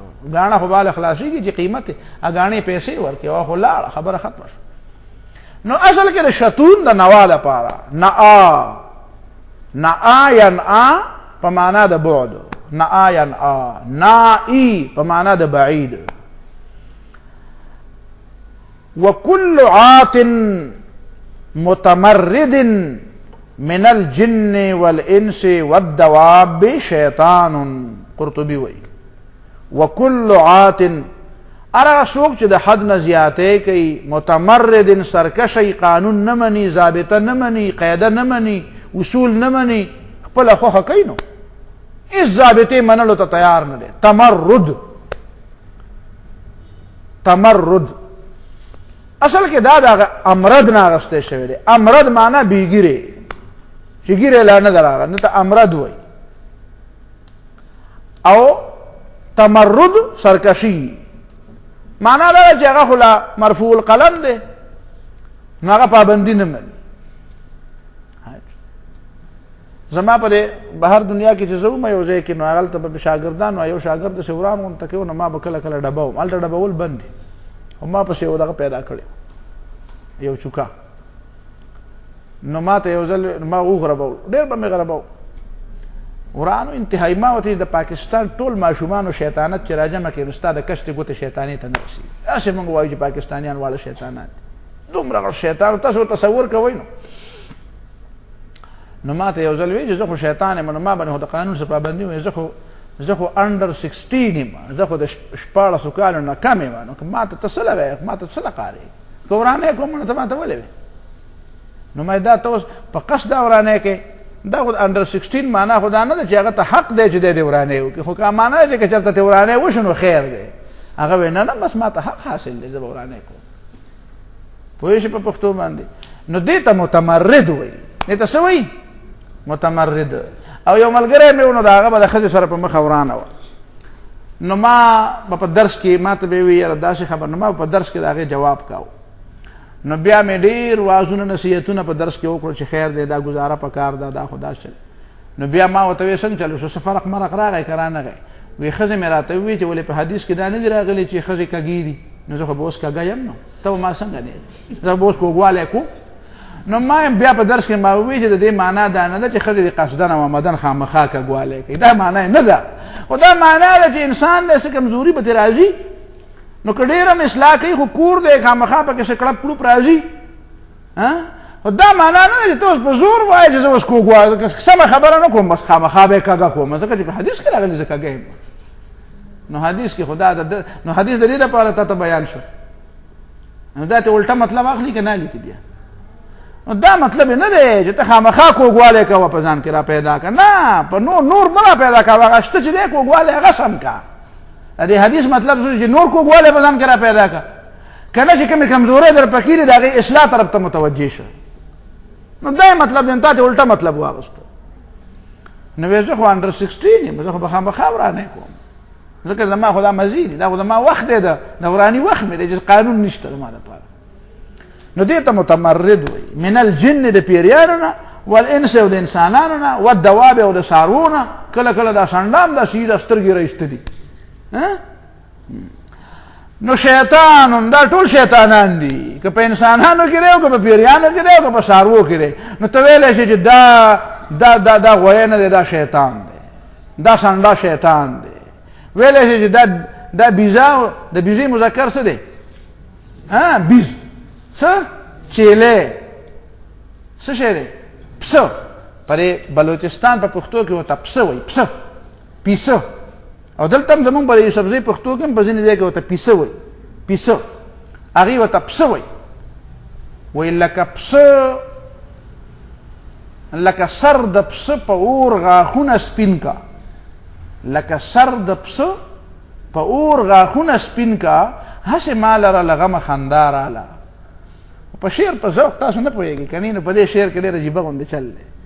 وایي لکه سړی چې پسه حلال کي، چیلی حلال کي، نو هغه چې بیا هغه چیلی هغه سر چې دی هغه چې په اور ونیسي، نو د هغه دا شونډې څه شي؟ وسوځي. چې وسوځي نو د غاښونه یې سپین ښکاره شي که نه؟ نو د خندا په وخت کې هم د سړي غاښونه سپینېږي، خو کله کله په دې وجه هم سپینېږي. نو دغه د پسه دا سر خاندي ځکه یې غاښونه سپین دي، که دا د غم نه سپین شو نو وی لکه سر د پسه په اور غاښونه سپین کا، هسې ما لره له غمه خندا راله. کله کله سړی ډېر غمجن هم شي نو دا غمجنوالي د وجې نه ویله کله په ځان پورې خندا ورشي، او کله د ماحول ته هم داسې عجیبه غونته کې ګوري چې داسې دي. خو دا خو هله کېږي چې سړي کې ذوق وي، په سړي کې څه ذکاوت وي، په سړي کې څه حس وي، په سړي کې څه لطافت وي. پوهېږي په خبره باندې که نه او چې ډوډۍ خوري او د شکور نه خپېره چا پېره کوي او د کېږه ورا پاسي، دغسې سړنه بېغمه بیا سم ښی، بیا دا بیا ډېر ښی. نادان باش تا غم تو دیگران خورند، آن را که عقل بیش غم روزگار بیش. وی قمقل اوسېږه چې نور خلک دې غم کوي، او که هوښیار وې نو خپل غمونه به هم در په غاړه او د نورو هغه به هم در په غاړه، ټول عمر به په غم کې ککړی.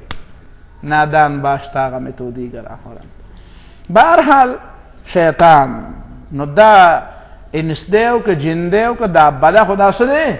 ځکه دا متمرد دی، ضابطه نه مني، دا شیطان. او یا دا د شاط یشیتو نه جوړ دی. نو ګوره چې شیطانون د شطنه نشي نو بیا به وزن صحیح، د شیطانون وزن به بیا صحیح نه که نه، تا خو پکې نون بیا نون فیعالن څه وزن به بیا؟ شیطانن نو څه وزن به شي؟ فیعالن. حرف اصلي به د حرف اصلي په مقابله کې او زائد به د زائد په مقابله کې. په زرادي کې داسې لیکلي دي، په زرادي کې داسې لیکلي دي، را به شي که خیر وي که ژوندي وي. نو دې ته بیا نو دا بیا وزن شو فیعالن. او چې شاته یشیتو شي نو نون پکې زائد شو نو بیا فعلانون وزن دی. شاته یشیتو یا پکې اصلي شوه او نون پکې څه شو؟ نو چې دا یې اصلي شي نو دا عین کلمه شو که نه، دا یې څه شو؟ عین شو. هلکه یې لکه عین دی. اوس په دې باندې به طالبان پوهېږي د مدرسو نور خلک به پرې نه پوهېږي، وایي دا یې ته عین ووایه، وایي دا یې پکې څه دی؟ دا پکې عین دی. او دا شین پکې څه دی؟ دا پکې فی ده. هلکه شین شین دی که فی ده؟ وایي دا شین پکې فی ده. او دا توی پکې څه ده؟ دا پکې لام دی. نو توی توی ده که لام دی؟ نو بد دا چې څوک توی زوی نه پېژني نو به توی زوی کېږي او دی نه به خبر نه وي. شاط یشیتو د شاط یشیتو نه جوړ دی. د شاط یشیتو څه معنی ده؟ وایي د دې دوه معنی دي. یو شاط یشیتو معنی هلکه، هلکه تباه شو. هلکه معنی څه؟ په دې پښتو کې هم دی هلک ته هلک وایي، دا ورته وایي دا تباه دی. دا ورته ځکه وایي چې ګوره که د ځان خیال دی ونه ساتو نو تباه کېږي، وخت هم دا دی. څه پوهېږي په پښتو باندې؟ په پښتو کې دی هلک ته ولې هلک وایي؟ نو وایي هلک ته زما دا خیال دی نو والله اعلم د چا نه خو مې څه زده کړي نه دي، خو زه یې درته وایم نو که ټیک و نو صحیح وایي که نه نو د پښتو خبره ده نو ما ته پکې حق حاصل دی که نه دی حاصل راته. نو هلک ای هلکه یعنی هلکه بالکل د ماضي صیغه ده. مطلب یې دا دی چې مشرف علی الهلاک، هلاکت ته ورنږدې که ځان دی ونه پېژنده که نه د هلکوالي په دې زمانه کې. دا ټینیجر چې ورته وایي دا پر یورپ کې یو اصطلاح ده، وایي دا ټینیجر دی. نو ټینیجر معنا دا ده چې د 14 کالو نه واله تر د 16 کالو پورې دې ته ټین وایي. 13 14 16 ټین چې پکې راځي 19. نو دا ټینیجر چې وایي دا هلکي که نه هلک دغه ته وایي. د 14 کالو نه چې کوم هغه ماشومي هغه پرېږده چې لوبې موبې کوي او خوري او څکي او ګرځي، خو چې دا د 13 نه ور واوړي نو بیا هلک شي. نو وایي هلک معنا دا ده چې ګورې هلاکېدو ته نږدې که ځان دی ونه که په دې زمانه کې د ځان ونه پېژنده که نه نو بس بیا به هلاکې. بیا به وروسته وی چې صرفت العمر فی لهو ولعب فآها ثم آها ثم آها، بیا به لاسونه مروړې او افسوس به کې. نو دې زمانه کې ګورې د ځان ډېر زیات خیال وساته. نو بهرحال شاط یشیتو معنا څه؟ اذا هلک واحترقا. واحترقا اوس به تا په ذهن کې راشي چې جنۍ ته ولې په پښتو کې جنۍ وایي؟ نو ما دا جنۍ دی که نه؟ جنۍ معنا پیری، پیری د سترګو نه پټوي، په کار ده چې دا په پرده کې پټوي. څه پوه شئ په پښتو؟ جنۍ یعنی جنۍ، جنۍ معنا پیری. نو پیریان مونږ دی نو په کار ده چې دا جنۍ معنا هم دا شوه چې دا په پرده کې شي. د اولتوب نه د اول وخت نه د پرده کې ځان عادت کړي چې بیا غټه ښځه شي نو بیا به په بوقره نه شرمېږي. پوه شئ په پښتو که نه؟ دا به کیسه تتمه شو. جمعو قطعو بطعو ابسعو ابشعو واحترق وسوزید، هلاکه واحترق وسوزید. او دا معنی دا چې وشتاتا اشتاتا یشتاتو معنا دا دا اذا احتد غضبا چې د غصې نه لمبه شو او تیز شو، احتداد. نو دی شیطان ته چې شیطان وای نو په دې وجه ورته وایي چې یو خدای تباه دی. شیطان معنا څه ده؟ شاته اذا هلکا، هلاک دی کنه، غرق دی. د شیطان نه زیات غرق بل څوک شته؟ نور خلق هم غرق کوي. واحترق وسوځېده، سوځي. نو سوځېدل دوه معنی دي، یو دا چې په اور کې به سوځي، او دویم معنا دا ده چې دا د حسد نه سوځي. د اول کار چې شروع کړی او د آدم علیه السلام مخالفت، نو دی په څه وجه شروع کړی؟ نو دا په دې کینه کې او په دې حسد کې سوځېده. په دې کینه او په دې حسد کې څه کېده؟ سوځېده. دا مطلب دی. نو بیا به شاته یشیتو، شیطان ته به شیطان ځکه وایي. د دې وجه نه په حدیث کې دا راغلی دي چې رسول الله صلی الله علیه وسلم بدا تعوذ خلقو ته ښودو چې د شیطان د هلاکت نه، او شیطان خو تا تباه کوي، نو د دې تباه کولو نه د بچ کېدو دپاره دا تعوذ وایه. لکه په یو حدیث کې دا راغلی دي چې رسول الله صلی الله علیه وسلم فرمایي چې دا کلمات وایي من نزل منزلا، چې په یو ځای کې سړی راشي او دا وایي چې اعوذ بالله، اعوذ بکلمات الله التامات من شر ما خلق، نو لم يضره شيء حتى يرتحل. چې څو پورې دغه ځای نه روان شوی نه وي نو څه شی به ورته تکلیف نه ورکوي. مار، لړم، بل څه شی بل څه شی، دا به ورته تکلیف نه ورکوي. دارنګې دا غصه چې کومه ده ډېره زیاته غصه، سړی ډېره زیاته غصه ورشي نو کله کله بیا د خولې نه داسې ګډې وډې خبرې وباسي. نور خلک چې ورته ګوري وایي دا خو صفا لیونی، غصه ډېره زیاته شي. دا غصې دا زیاتېدل او کمېدل دا خو د الله تعالی یو تقسیم دی، چاله ډېره ورکړي چاله کمه ورکړي. خو چې چاله بالکل غصه نه ورکړې نو دا خو بالکل هسې خوړین دی، دا خو په هېڅ کې هم نه دی چې غصه اړو چاله ورځي نه. دا خو اړو کمال نه دی.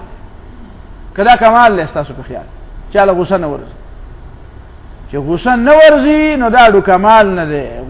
کمال دا دی چې غصه ولا ورځي خو غصه کنټرول کړي. والکاظمین الغیظ والعافین عن الناس، والکاظمین الغیظ، غصه ولا ورشي نو غصه را قابو کړي. نو په غصه باندې لیس الشدید بالسرعه، پهلواني دې ته نه وایي چې خلک را پرځي، بلکې الشدید الذي يملك نفسه عند الغضب، چې غصه ولا ورشي نو د خپل ځان په قابو کړي. نو دا کمال، دا واقعي پهلواني غواړي، دا روحانی پهلوانی غواړي، دا د روحانیت قوت غواړي. او کله کله چې غصه د اسلام په سر درشي نو بیا دا خو به بیا برداشت کوي که دا به یاره جی وایي داسې غلط کار یې وکړو، خو دا اړه مې داسې غصه مې ورته راغله خو څه مې ونه وینو، نو دله بیا ما ته څه لوی چې څه مې ورته ونه وی، ما ته د خپله بېغیرتوب اظهار څه لا کوي، غصه دې ونه وی نو ما ته څه وی. داسې وایي یاره جی وایي داسې کنځلې وکړو، داسې بدې ردې ویلې او اسلام ته یې داسې خبرې وکړې، او یاره داسې غصه راغلې وه خو بس سړی وایي چې ګینې اوس به پسې وایي د دې مرۍ نه مې ونیو. هغه وایي یاره هېڅ مې ورته ونه وینو. نو دا تا له څنګه غصه درغلې وه؟ که تا له ذاتي طور چا نقصان درکړی خو بیا غصه برداشت کړه، خو چې اسلام ته یې ګډې وډې وي او شریعت ته یې وي او قرآن ته یې وي او پیغمبر ته یې وي او تا له غصه درغله او تا بیا هم څه ونه وینو، ته څه شی بیا؟ نه دا غصه ته اصله بیا دا غصه په تا کې الله تعالی پیدا کړې څه ده؟ د دې به څه فنکشن خو وي که نه، د دې به څه کارکردګي خو وي. دا قرآن چې وي ویذهب غیظ قلوبهم، الله تعالی به د دې غصه سړه کړي. ویشفي صدور قوم مؤمنین، زړونه به یې یخ شي چې په دشمن فتح بیا مومي نو زړونه به یې یخ شي، غصه به یې سړه شي. ها دا ده چې والکاظمین الغیظ معنا دا ده چې د ذاتي معاملاتو کې غصه وه نو هغه برداشت کوه، ذاتي طور د سره چا زیاتی وکړو نو برداشت. خو د اسلام لپاره چا خبره وکړه د اسلام په مخالفت کې د اسلام او نو بیا به غصې به اظهار به کې، بیا به د ناګوارۍ اظهار به کې، او د اظهار مختلفې طریقې دي. کله کله سړی د خپل مخ نه، کله د مخ اړولو نه، داسې نه چې په هر یو شي به یو شانتې غوسه کوي. د هر یو شي علاج سر وال نه وي، او چې دومره چې ټاکۍ غلطي ده نم سر ته وهه، او چې سیر ده نم سر ته وهه، او چې من ده نم سر ته وهه، او چې لس منه ده نم سر ته وهه. دا طریقه نه ده. د هرې غلطۍ کل شیء بمیجه. نبی علیہ السلام به په بعضې خبره خفه شو، نو د مخ نه به پته ولګېده چې په دې مخ کې د ناګوارۍ اظهار و. کله به مخ واړو، کله به یې لږه اشاره غوندې وکړه، اشاره یې وکړه. یو سړی راغلی و نبي علیه الصلاة والسلام ته به ویې زه مسلمانېږم، کلمه ویم، نبي علیه السلام به ترې مخ واړه، بیا به یې دې بل طرف ته مخ واړو، بیا به یې دې بل طرف ته مخ واړو. را به شي انشاءالله چېرته به زه حواله تعالی درکړم. دې وخت کې مې حواله ذهن کې نشته، نو چې دا څوک دی، دا سړی به رایاد شي. نو نبي علیه الصلاة والسلام بیا چې آخر هغه راغی، نو رسول الله صلی الله علیه وسلم بیا خلکو ته وی چې ما ته مخ اړوم، نو تاسو کې یو سړی هم دومره نه چې په خبره پوهېدی چې پاسېدلی وی او دا سر یې تېوالی وی. وی د خدای پیغمبره موږ ته هم په سترګو کې اشاره کړې وې. نو نبي علیه الصلاة والسلام یې پیغمبر د سترګو اشارې نه کوي. پیغمبر سترګې نه وایي چاته، د پیغمبر دا مقام نه دی چې چاته به سترګې وایي. خو بس ما چې مخ اړوه دې معنا دا وه دا سړي نه زه دا ایمان نه قبلوم، زه دا کلمه نه قبلوم. نو وی دا د فتح مکې په موقع باندې دا چل شو، فتح مکې په موقع باندې. لیکن هغه بیا راغی، نو اوس بیا معاف شو، خبره ختمه شو. خدا نبی علیه الصلاة والسلام دا د ناګوارۍ اظهار. نو غصه دا شیطان شي. نو کله کله هغه غصه بې ځایه غوسه. نو نبی علیہ السلام په مخ کې یو سړی داسې بې ځایه غوسه شوی او رسول الله صلی الله علیه وسلم وفرمایل چې انی لاعلم کلمة لو قالها، ما ته یو خبره معلومه ده که دا خبره وکړه، هغه کلمې ویله، کلمه، نو لذهبا ذا عنه، نو د ده نه به دا کیفیت لرې شي، دا چې دا رګونه را پړسېدلي وو او دا خولې سړي شکل داسې بالکل بدل شي. کنه هغه کلمه دا چې اعوذ بالله من الشیطان الرجیم. الکه دا په کلمو کې شیمه کلمه ده، درېمه کلمه ده. تاسو چې کومې کلمې ویلې چې شپږ دي، نو دا پکې کومه یوه ده، دا کلمه ده. کنه اعوذ بالله من الشیطان الرجیم پکې شیمه کلمه ده، الکه اومه ده، دا پکې اوس اومه شو. د ځانه لګیا دي خلک سوی، دا مطلب شو. نو اعوذ بالله من الشیطان الرجیم، شیطان رجیم، رجیم د رجم نه دی. رجم ویلې کېږي پکاڼو ویشتلو ته، پکاڼو ویشتل. نو دا شیطان د کاڼو د ایشتو قابل دی، د کاڼو د ایشتو څه دی. او د بعض روایاتو مطابق چې ابراهیم علیه الصلاة والسلام ته په زړه کې څه خیالات اچول، څه وسوسې ورته اچولې، نو هغه هلته په دې مینا کې کاڼي ویشتو. نو خلک اوس په مینا کې کاڼي ولي. ممکنه ده چې دا وجه، او ممکنه ده چې دا یي چې بس یو کار دی په مطلب یې پوهېږي او که نه پوهېږي خو دا کار کوه. دې ته امر تعبدي وایي. ضروري نه چې هره خبره او د هغې علم او حکمت دې ستا په ذهن کې راځي، خو ته ویې په دې ځای کې کاڼي ولنه ولې ولم دا سلې دا شیطان وله، بس وله، که پوهېږي په معنا او که نه پوهېږي خو وله. الله دې په دې کې ازمي چې بس زما خبره منې که نه منه. نو دا شیطان رجیم دی، یعنی مرجوم دی، دا رټلی شوی دی. په پښتو کې ورته موږ وایو رټلی شوی. رټل به دا ځینې خلک پوهېږي، دا اوسني جوانان به رټل نه رټل څه ته وایي. نو رټل معنا بدې ردې ورته ویلې شوي دي. نو دا بدې ردې که نه چې سړی ورته لعنت وایي، ملعون ورته وایي، دا بدې ردې دي که نه، بدې ردې ورته وویلې. نو دا مرجوم دی، دا د الله تعالی د دربار نه رټلی شوی دی. وځه اخرج منها، وځه جنت نه وځه. په کاڼو ویشتلی شوی، دا د کاڼو په ایشتو د ایشتو قابل دی. رجم، رجم بالحجاره، سنګسارول، سنګسار، کاڼي پې ورول، کاڼي پې ورول. نن سبا رژیم حکمران ته وایي، نو دا واقعي ټول رژیمان دي. دا ته رژیم او ته د رژیم دا د عربۍ هغه رژیمان دي. په دې اردو کې به تاسو وایئ که نه د فلانکي ملک رژیم داسې وي. نو رژیم چا ته وایي؟ با اختیاره حکمران ته وایي. نو ته ورته وایه دا هغه رژیم په ژې باندې نه دی، دا هغه رژیم په جیم باندې دی، رجیم. دا ټول رژیمان دي. څه دي؟ رژیمان. دا غشو اعوذ بالله من الشیطان الرجیم پاتې شو دا چې شیطان نو شیطان ولی رجیم دی ناغه برستو راځي بیا ته په قرآن مجید کې بیا وایا او دا غي تفصيلات هم نور کله موږ دلته بیانول خو اوس به بیا چته رستو بیان چې د شیطان د رجیم والی وجه څه ده په شیطان کې دا کوم خوونه دي چې دا غي په وجه رجیم شي نو دوه درې خبرې تاسو ما په ابتدا کې کړې مې چې اوله خبره خدا را چې د الله د خبرې په مقابله کې راغی د الله د خبرې په مقابله کې عقل پیش کو د الله د خبرې نه انکار وکړو تکبر وکړو حسد وکړو او څه خبرې بیا دا نورم دي چې پاره کې یو خبره ده چې په نسب باندې فخر وکړو په نسل باندې څه وکړو گویا کې د نېشنلزم بنیاد کې خودو په حقیقت کې د نېشنلسټۍ او د قوم پرستۍ او د نېشنلزم بنیاد ابلیس خودو د دې نظریه بنیاد او بانی ابلیس دا ابلیسی نظریه ده نېشنلزم قوم پرستی عرب قوم پرستی ده او کنا یورپی قوم پرستی ده او که جرمن قوم پرستی ده او که برټش قوم پرستی ده او که امریکن قوم پرستی ده او کنا پنجابی قوم پرستی ده او که پښتون قوم پرستی ده او که سندھی قوم پرستی ده او که بلوچی او بنگالی دا هر چا چې څه قوم دی او دا قوم پرستش د په دماغ کې د ما قوم د بل قوم نه اوچت دی دا خو بل خبره ده چې د خپل قام سره د خپل نسب سره د خپل خیل سره د خپل جبه سره مده سړی مینه امینه په خپل ځای او د سړی د خپل کور سره مینه د خپل بچی سره مینه او د خپل بچی سره چې مینه نه معنا ده پردي بچی دشمنانی خپل بچی مې خوښ نه سم ده پردي بچی مې دشمنان شو د دې دا یو پهلو خو ټیک شو خپل ژبه مې خو یاره د سیندنه مې پښتو خوخه ده بس ټیک ده بل سړی ته دا پښتو بدخکاری هغه وای دا پښتو خو د څه لکه چې ټیمان کړانګې ما دا سیندی د څه لکه چې کانی کړانګې ها لکه چې دمامه وای دا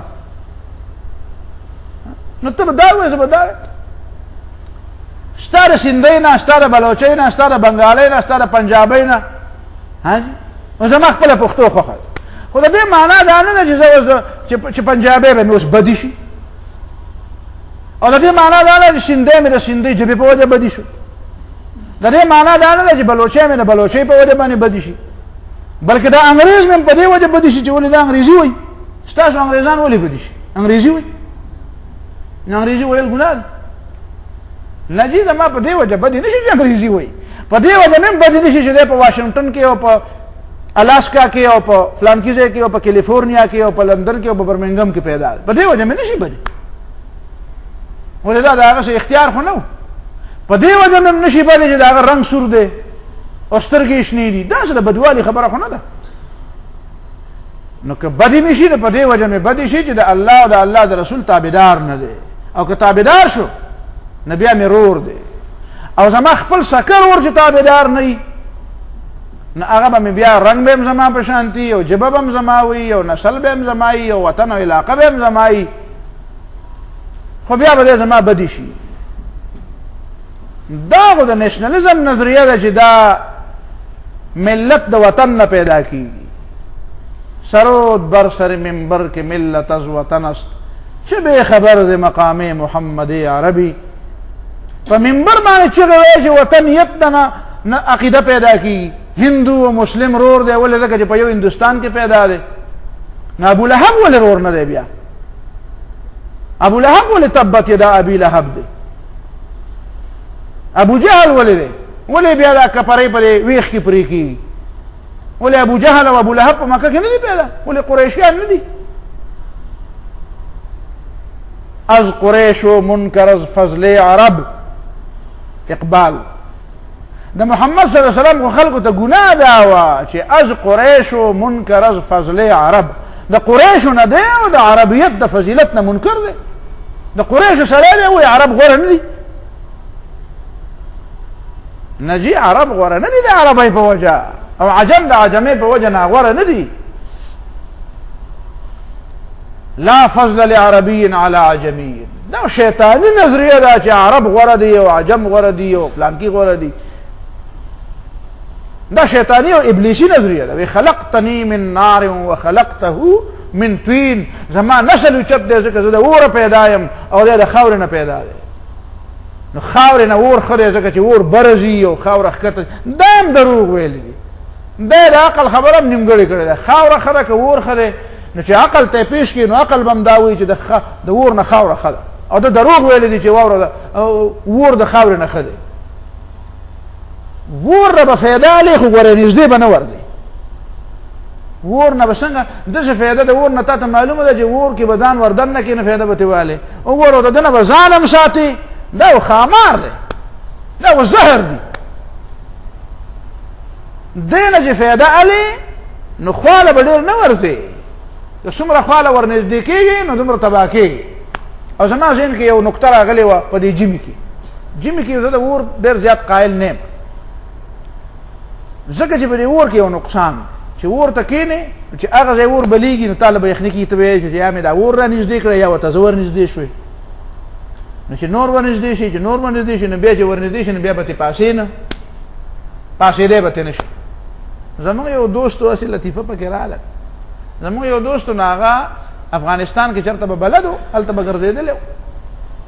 نو هغه یو شی جوړ کړی و په دې ژمي کې، نو چې څومره کمره به دومره بړستن جوړه کړې وه، او په دې بړستنې په دې منځ کې به یې میز کېښود او پایې کې به یې لاندې په ټاټکي کې ښکاره کېښود.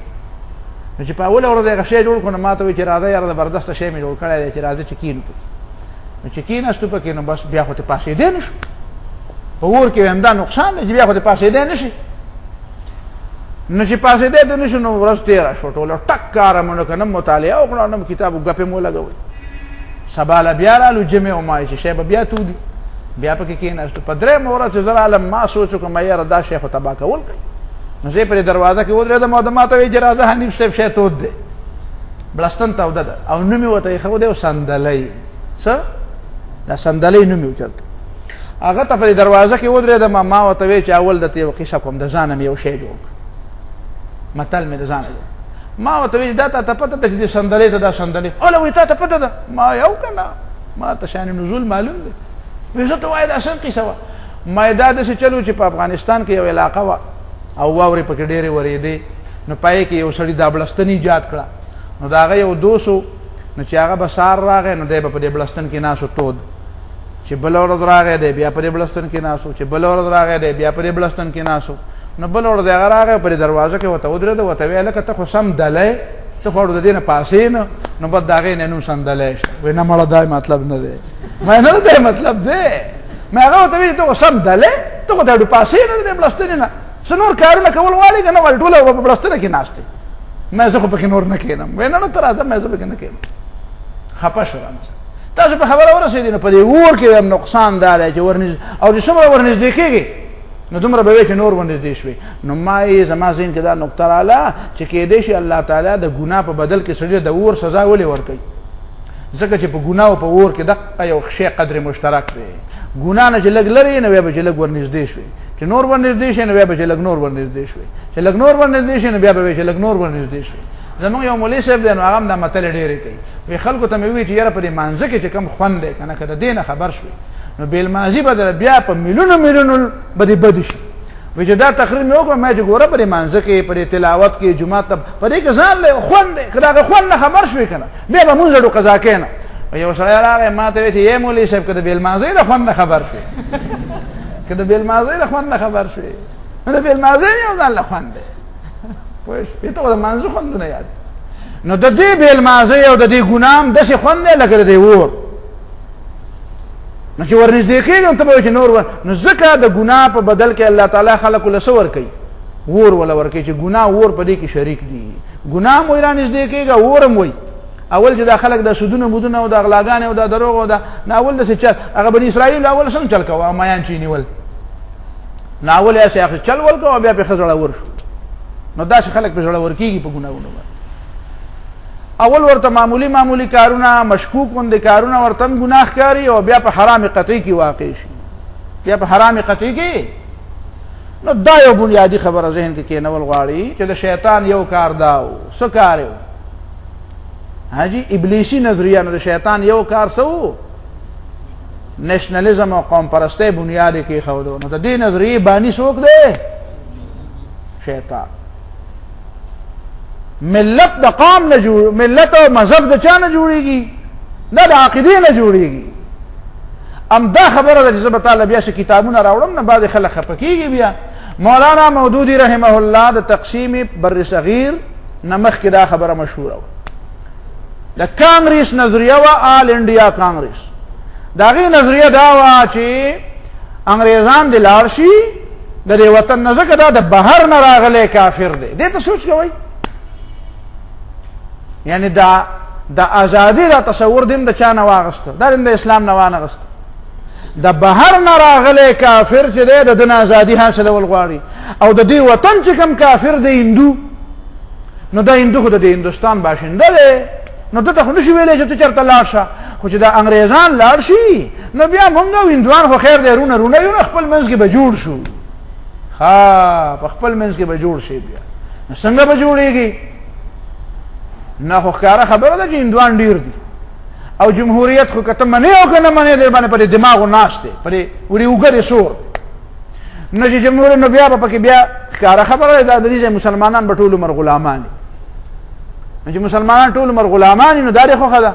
او د چا به غلامان وي نو اول په دماغ کې نه جي دا خو هندو خیر دی که د هندو غلام شم. هندو خو زما رور دی ځکه چې هندو د دې خاورې نه پیدا دی او زم د دې نو د ابوجهل لکه مې خاورې نه پیدا و. نو مولانا مودودي رحمه الله ورته ویل دا خبره داسې نه ده. خبره دا ده چې قوم، ملت او مذهب او ورورولي دا د عقیدې نه جوړیږي، د خاورې نه نه جوړیږي، د نسب نه نه جوړیږي. یو رور دی او بل مرور، دوه رونه دي د یو پلار او مور نه پیدا دي. یو کلمه ویل نه مسلمان شو، هغه بل هندو دی. نو دا دواړه د یو بل نه جدا شو. دا دومره جدا شو لکه مشرق او مغرب. پلار او زوی بیا د یو بل نه میراث اخیستی شي. لا یتوارثان اهل ملتین، د دوو دینونو والا د یو بل وارث نشي جوړېدی. پلار او زوی دی، ورور او ورور دی، خدای میراث خور نشي جوړېدی. دا یو مسلمان دی بل کافر دی. او ته ما ته وایې دا رونه دي. نو چې دا رونه دي نو قرآن څنګه وایي چې انما المؤمنون اخوة؟ او مؤمنان رونه دي. وکونوا عباد الله اخوانا. نو دا خبره په دې خبره به لږ تفصیلي خبره کوو، بس مې صرف اسې تا ته اشارات وکړو. علامه اقبال هم خبرې کړې وې او هغه خو یې نوم هم اخیستی و. ها جي اوس هم په کتابونو کې دا لیکلی شوی دی. نو هغه ته خو څوک غږ نشي کولی. او مولانا مودودي چې مسله قومیت ولیکو او دلایل یې پکې ووې چې نه هندو مشر کېدی شي او نه هندو رور کېدی شي، نو بیا مولیانو صاحبانو ته د الله تعالی معافي وکړي. د هغې باوجود هم مونږ په احترام نوملو، الله دې ورته معافي وکړي. نو هغې راولګېدو نو مولانا مودودي پسې نو بیا شروع وکړه. او د اوسه پورې جنګ د ختمېدو نه دی. چا ته دا پته هم نشته دا جنګ ولې شروع شوی، وجه چا ته نه ده معلومه. نو وجه دغه ده، نور څه وجه ده. مولانا مودودي رحمه الله بیا نوم هم خراب شو او بیا هر څه بدل شو. دا نوم هم غلط دی. نو دا نوم چې غلط دی نو په الجمعیت کې چې ستاسو سره و او دی وایي دا زمونږ منشي پاتې شوی دی او دا زمونږ مزدور پاتې شوی دی. نو چې ستا منشي او ستا مزدور نو په هغه وخت خو کشر هلک نو ابوالعلا خو یې په هغه وخت کې نوم نو تا ولې نوم ولې نه بدلو؟ خو چې دا یې وایي چې تاسو خبره غلطه ده، مذهب او ملت د عقیدې نه جوړېږي، د وطن نه جوړېږي، نو بیا راته دا خبر را یاده شو چې هلکه د خو نوم هم ابوالعلا دی. نو بیا په دې مې اعتراض شروع کړو. نو په هغه وخت کې ولې اعتراض نه کړو؟ ستاسو نوکر وایي چې دا زموږ نوکر پاتې شوی. نو چې ستاسو نوکر په الجمعیت کې لیکل کول، نو په هغه وخت کې خو هم ابوالعلا نوم چې مدرسې فوقانیې والا ولا سند ورکو. او مولانا شریف الله ورته بخاري ویله د دیوبند مدرسو، مولانا محمد شریف الله رحمه الله، بیا په اشرفیه کې مدرس هم. نو چې هغه ورته په هغه زمانه کې بخاري ولوله چې د دیوبند په مدرسه کې استاد و، نو ولې او بیا ولا سند ورکو، نو ابوالعلا نوم ولا ولې نه بدلو؟ نو چې اختلاف شروع شي نو بیا نوم هم خراب شي. یو سړی راپاسې دلته په دې تیمرګری وایي چې یاره د چا سره تللی و یو څو ورځې، وایي چې یاره ډېر زبردسته خلک دی او ډېر زبردسته او ډېر علمي خلکو ویني که نه دا صحیح خبرې کوي، صحیح خبرې. وایي یاره یو څو غلطیانې مې هم پکې لیدلي دي. وایي لیونی دی لیونی، لیوان وی چې غلطیان مې پکې دي ویلې چې دې پسې وی لیونی دی په یو سا نو چې سمه ستا د طبیعت خبره کوي نو سم خلق دی او چې بیا پکې درته وایي چې دا دې غلطه ده نو وی لیونی دی نو بیا مولانا مودودي نوم هم خراب شو بیا نو بهرحال دا مې راته ځکه وی چې دا شیطاني نظریه ده ښه دا څه نظریه ده شیطانی نظریه ده د قوم پرستۍ نظریه چې عربي کوي هم شیطانی ده او چې بنگالی کوي نو هم شیطانی ده او چې جرمنی کوي نو هم شیطانی ده او چې پښتوني کوي نو هم شیطانی ده او چې پنجابی کوي هم شیطانی ده زما په پښتو ایمان نه دی ها محبت مې ورسره د پنجابي په مقابله کې دی او پنجابی د پنجابی سره محبت ساتي زما په نسبت باندې بس ګناه نه وي خو که هغه پنجابی ما ته وایي چې پنجابی ښه دی او پښتون ناکاره دی او په دې وجه ناکاره دی پښتون دی نه زه به یم چې دا خبره د ګناه وکړه دا د ګناه خبره او که ته ډېر هم په غیرت کې راځې او ته وایې چې پنجاب پښتانه ښه نه دي خو زه په دې غیرت کې نه راځم چې زه وایم چې غیر پښتانه ټول خراب دي زه په دې غیرت ځکه زه خو د جاهلیت لمبردار نه یم چې ته په غضب او په غوسه کې راشې وایې چې پښتو ناکاره ده زه به څه یم چې ټولې ژبې ناکاره دي دا به نه وایم خیر دا به نه وایم خو بس پښتو په دې وجه ښه ده زما ژبه ده او پنجابي په دې وجه ښه ده چې ستا ژبه ده او دا دواړه د الله تعالی د توحید دلایل دي واختلاف السنتکم والوانکم دا اختلاف د ژبو او د رنګونو دا د الله تعالی د توحید دلیل دا نه خیرونه او نسبونه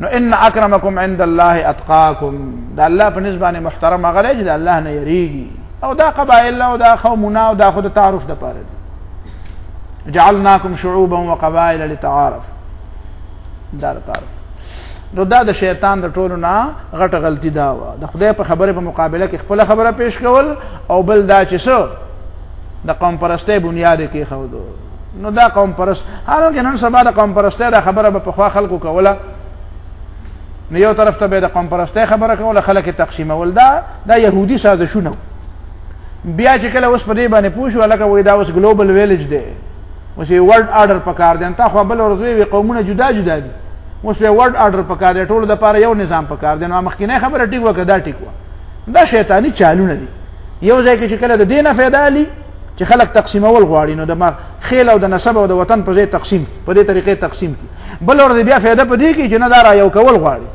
نو بیا وایي هلکه وایي دا تقسیمونه مقسیمونه غلط دي او بیا وایي ورلډ آرډر پکار دی یو نظام پکار دی نو دا شیطاني چالونه دي نو دې چالونه نه به ځان خبره او مولوي صاحب غریب دومره عجیبه سړی و او دومره ساده و حالانکه د دې به یو وجه و زما په خیال زه ښه بهترینه توجیه په ذهن کې دا کوم چې د مولانا حسین احمد مدني رحمه الله چې په زړه کې دا خبره وه چې دا هندو مسلمان رور دی او دا به وي نو د دې په وجه به د هندو محبت به نه بلکې د دې وجه د انګریز په باره کې په زړه کې هغه زیات نفرت به و زما په نظر ښه توجیه دا ده خو کاش چې تعالی خدای دومره عقل درکړی وی او دومره دې په دې سینه کې لږه فراخي وی چې تا هم د مولانا مودودي د خبرو توجیه کولی که کومه خبره راته خطا ښکاره شوې وي داسې خطا خبره چې لکه دا ده داسې خو د مولانا په کتابونو کې اډو شته نه خو که یو خبره په تا بده ولګي نو ښه توجیه وکړه لکه دا زه ستا د خوشحالولو دپاره نه کوم ته چې خوشحاله شي نو ماله به څه راکړې زما نه چې دا خوشحاله دي نو څه یې راکړه دا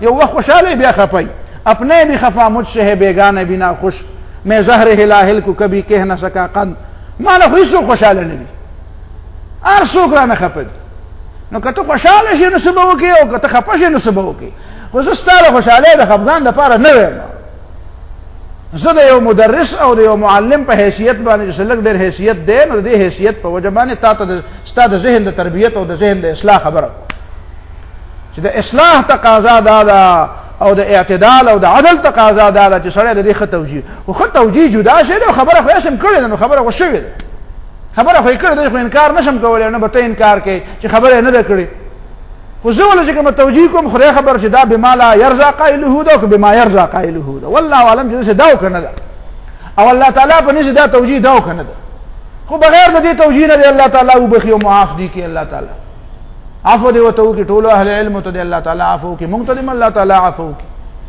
چې زه وایم چې هغې ته دی الله عفو وکړي نو خدای به داسې هم په دې کې څوک پیدا کړي چې د ما سره به یم اختلاف وي نو هغه هم دا وایي چې خدای دې ده ته هم معافي وکړي د ما پکې څه تاوان دی نو زه خو به ورته دعا کوم چې الله دې معاف کړي لیکن د خبرې غلطه خبره غلطه ده اب خپل ځای ده توجیه هر څه چې هغه د نیت سره تعلق ساتي. خو زما دا خیال دی چې د دې انګریزانو په باره کې ډېر زیات نفرت و. حالانکه د انګریز نه زیات نفرت د هندو سره په کار و. زه خو داسې وایم چې هندو مشرک و او انګریز اهل کتاب و. هندو مشرک و او انګریز څه و؟ او لتجدن اشد عداوة للذین آمنوا اليهود والذین اشرکوا. د مؤمنانو ټول نه لوی دشمنان څوک دي؟ یهودیان او مشرکان. نو هندو خو مشرک و. او لتجدن اقربهم مودة للذین آمنوا الذین قالوا انا نصارى. چې هغه وایي موږ نصارا یو. ذلك بأن منهم قسيسين ورهبانا. نو د دې عیسایانو سره خو کم از کم په خبرو کې اشتراک شته. لکه د ایران او د روم چې جنگو، نو رومیان څوک وو؟ عیسایان مکه معظمه په دوران کې. او ایرانیان څه وو؟ مجوسیان، مشرکین. نو د رسول الله صلی الله علیه وسلم او صحابه کرامو مینه په چا سره وه چې رومیان یې وګټي؟ او الله تعالی هم داسې وی الف لام میم غلبت الروم فی ادنى الارض وهم من بعد غلبهم سيغلبون. رومیان بغټي خیر دې کې وسه بیللې ده. نو د مسلمانانو زیاته مینه د چا سره وجه څوک یې وګټي؟ رومیان. حالانکه نه مسلمانانو رومیان خو نه مرګري نه ولا جنگ لتلی. خو دا چې دوه قوتونه جنگیدل نو د یو سره. او د مشرکانو د مکې د چا سره مینه وه؟ د مجوسیانو سره. وی چې دا مجوسیان په غالب راشي. نو الله تعالی وی چې دا تاسو ښه کوئ چې تاسو د ایرانیانو په مقابله کې د مجوسیانو په مقابله کې څوک اخلي؟ عیسایان. نو د هندو او د عیسائی په مقابله کې بیا موږ ته نږدې خو څوک وو؟ لیکن هلته ذهن خو بل شانتی و چې نه ازادي دې ته وایي. هلته د قوم پرستۍ تصور خو په دنیا غالب و. نو مولوي صاحب مرحوم ته هم متاثر و. او د قوم پرستۍ تصور دا و چې قوم پرستی دا معنا ده چې د بهر سړی په تا باندې غالب راشي نو ته غلامې. غلامي دې ته وایي چې ستا د وطن نه یو په تا حکومت کوي، نو دا غلامي ده. او چې ستا د وطن سړی په تا حکومت کوي نو دا بیا څه ده؟ ازادي ده بیا. نو هلته تصور دا و. د اسلام نه خو د ازادۍ تصور نه و اخیستی شوی. ځکه خو زه تا ته وایم که نه چې په کار دا ده چې اهل علم د قرآن نه تصورات والي. او د مولانا مودودي غټ کمال زما په نسبت باندې دا دی چې دغه کتابونه ګوري نو تصور به داسې جوړېږي چې اول ذهن د قرآن او د سنت نه جوړول غواړي. سړي به بیا وروسته قرآن او سنت به مخکې او نور خلک به وروسته. او د نورو خلکو تصور دا دی چې نه چې څنګه د دنیا تصورات دي به تصورات داسې وایه. قرآن د برکت کتاب دی، ترجمې هم کوه او تفسیرونه هم لیکه وایه. نو که د ازادۍ تصور چا د قرآن نه اخیستی وی نو بیا به پکې دا نه وی. په مکه معظمه باندې چې ابولهب او د ابوجهل حکومت او هغه پکې ملکان، نو دا د بهر نه راغلي که دغه ځای باشندګان؟ حاجي دا به د بهر نه راغلي. چېرته د ابولهب به د بهر نه راغلی. دا به د عبدالله بن ابی چې په زړه کې دا دومره غوټې وي او مدینه منوره کې پیغمبر علیه السلام په راتلو خفه و ځکه چې هغه پکې بادشاه کېده، نه به د بهر نه راغلی که د مدینې باشنده و. او دا فرعون چې په دې مصر باندې حکومت کوي نو دا جوړ د بهر نه راغلی و. ځکه چې موسی علیه السلام تنګ و. الله تعالی موسی علیه السلام ته وایي چې ورشه ورپسې اذهب الى فرعون. او دا نمرود به جوړ د بهر نه راغلی و چې ابراهیم علیه السلام د هغه حکومت نه منه.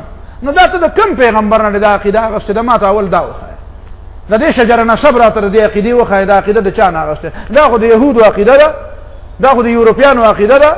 دا د یهودي سیستم دی، شیطاني سیستم دی چې هغه وایي چې ازادي دې ته وایي چې د خپل وطن سړی په سړي حکمراني. نو دا ازادي ده، خپله خاوره او خپل اختیار.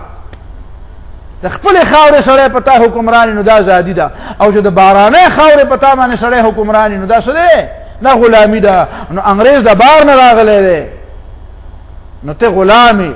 او هندو د دې وطن دی نو خیر دی که دی در باندې حکومت کوي نو ته آزاد یې. نو دا نظریه خو د نیشنلیزم د شیطانۍ ده او د یوروپیانو نظریه ده د شیطاني قوتونو. یهودي فکر خو دی، خو د اسلام نه خو دا فکر نه دی اخیستی شوی. کړي د یو پیغمبر خبره راته وکړه د هغه نه دی اخیستي. نو مولانا مودودي دا وی او دا وی. نو خبره خو په خپل ځای ده، خبره خو غلطه ده. نو د هندوانو په مقابله کې عیسایان ښه، د هندوانو په مقابله کې خو څه ښه؟ هغه چې د هغوی په منځ کې مقابله او چې ستا ورسره جنګ نو بیا نه یهودیان ښه او نه هندوان ښه او نه عیسایان ښه. په دې پښتو پوهېږي که نه خبره بیا نیم ګړی زده نه کړي چې ستا ورسره جنګ نو بیا خو یو هم نه دی ښه.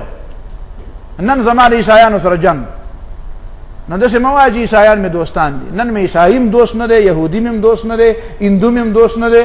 ولې؟ زما سره جنگ دی که. او امریکا خو عیسائی او یهودی ریاست دی. امریکا سیکولر ریاست نه دی، زه دا نه منم. دا د هر چا ځان له فکر دی، زما دا فکر. نه برطانیه سیکولر ریاست دی، برطانیه باقاعده مذهبي ریاست، او نه امریکا سیکولر ریاست دی، دا باقاعده دا سیکولرزم یې هسې شوشه پرېښودی دی. دا هسې یو جال دی، دا یې موږ دپاره جوړ کړی دی. دا شی دا موږ ته داسې سنډۍ را سنډۍ. خپله باندې امریکا یهودي او عیسائی ریاست دی، او په خپله باندې برطانیه هم عیسائی ریاست دی. چې برطانیه عیسائی ریاست نه وی نو پر ایجنډه باندې دا کراس نښه څه کوي؟ دا خو صلیب دی. صلیب د سیکولرزم نښه ده که د عیسایت نښه ده؟ ستا د جرمني، ستا د فرانس، ستا د سپین، د دې ټولو ملکونو پر ایجنډو باندې کراس دی. دا کراس د څه شي نښه ده؟ دا خو د عیسایت صلیب دی. نو صلیب د سیکولرزم نښه ده؟ په سیکولرزم کې د صلیب دپاره څه ځای شته؟ نه جي، دا خو عیسایي نښه ده. دا دی. او پاتې شو امریکا، نو امریکا هم ګوره سیکولر سټیټ نه دی. امریکا یهودي عیسایت، یهودي عیسائی ریاست. دا د دې بوش یو پیر دی، د هغه جیری فالویل نوم دی. هغه فالویل په خپلو تقریرونو کې هغه په ریډیوانو باندې په ټي ویګانو باندې تقریرونه کوي. په امریکا کې په زرګونو ریډیوان او په زرګونو ټي ویګان د عیسایت د پرچار دپاره لګیا دي. ستا په پاکستان کې څو ریډیو سټیشن د اسلام پرچار کوي. دلته چې د اسلام پرچار دپاره ریډیو کولاوې نو تا باندې پابندي لګوي. او په امریکا کې کم از کم د نن نه څو کاله مخکې د 90 د دهایې په زمانه کې ما ته 4000 ریډیو، دا فکر ما ته یاد په یو ریپورټ کې راغلی، 4000 ریډیو سټیشنې او ټي وي سټیشنې. دا هغه جیمي سواګرټ نه راواله. جیمي سواګرټ که تاسو پیژنئ چې د احمد دیدات رحمه الله سره به یې مناظرې کولې، د عیسایت یو ډېر لوی لمبردار او ده زغلولی. هغه جیمي سواګرټ هغه هم ریډیو او ټي وي به چلو، او دا جیری فالویل هم دا کار کوي. او د هغې لپاره باقاعده چندې ټولوي او مهمونه چلوي او ښځه فنډونه قایم کړي، فنډونه قایم کړي. په سوونو زرګونو ریډیو سټیشنې د عیسایت د پرچار دپاره کار کوي د حکومت د انتظاماتو لاندې. او دا بوش پر اتوار د ورځې عبادت نه قضا کوو. ستا صدر چې دی هغه مونځ پېژني هم نه، د بېلمازه بچی. او کله دی وزیران وایي 40 پارې قرآن دی، او کله وایي او کله وزیران وایي او افسران وایي چې زلزله راتله نو وایي ما ناشته کوله. شرم څه ګډوری نه دی وایي چې په چا پسې بیم بیم وکړي. په شرم هغه څوک شرمېږي چې په شرم پوهېږي. نو دا شرمېدلي په اسلام شرمېږي، دا په مانځه، په عمره، په روژه، په تلاوت باندې دا شرمېدلي شرمېږي، دا بېدینه. او هغه بوش چې دی هغه د عبادت باندې نه شرمېده، هغه به د اتوار په ورځ باندې خپلې ګرجې ته به تل ته به عبادت کوو. نو هغه مذهبي ریاستونه دي، خو تاله په دماغو کې دا اچولی د مذهب د سیاست سره تعلق نشته او د حکومت د ریاست سره تعلق نشته، او ته په ډنګر یانې خو چې د مغرب نه کوم شی راشي نو ستا په ایمان یې بیا. نو زمونږ د سیاستدانانو ایمان په قرآن او په سنت نشته، خو د مغرب په خبرو ایمان دی چې هغې ورته وایي د سیاست د حکومت سره څه کار دی، د مذهب د حکومت سره څه کار دی، کله ورته وایي د ریاست سره د مذهب څه کار دی. نو دیم هغه خبره په مزغو کې پرته یو په منځونو شرمېږي، په تلاوتونو شرمېږي، دا بې غیرته او هغه پرې نه شرمېږي. د اوباما چې حلف اخیسته، نو تاسو ته پته ده د اوباما چې حلف اخیسته د صدارت، نو په هغې کتاب او په هغې بایبل په هغه نسخې حلف واخیسته چې په کومه نسخه باندې جارج واشنګټن حلف اخیستی. 200 کاله مخکینۍ نسخه هلته تیاره پرته وه. وایي ما له هغه نسخه راوړئ چې په کومې نسخې باندې جارج واشنګټن حلف اخیستی او د صدارت، نو هغه نسخه باندې لاس کېښودو. او ستا په پارلیمنټ کې چې څوک د قرآن تلاوت کوي وایي داسې جومات خو نه دی. مولانا ګوهر رحمان رحمه الله به پکې ایتونه وي، نو دوی به ورته وایي چې صاحب داسې جومات خو نه دی.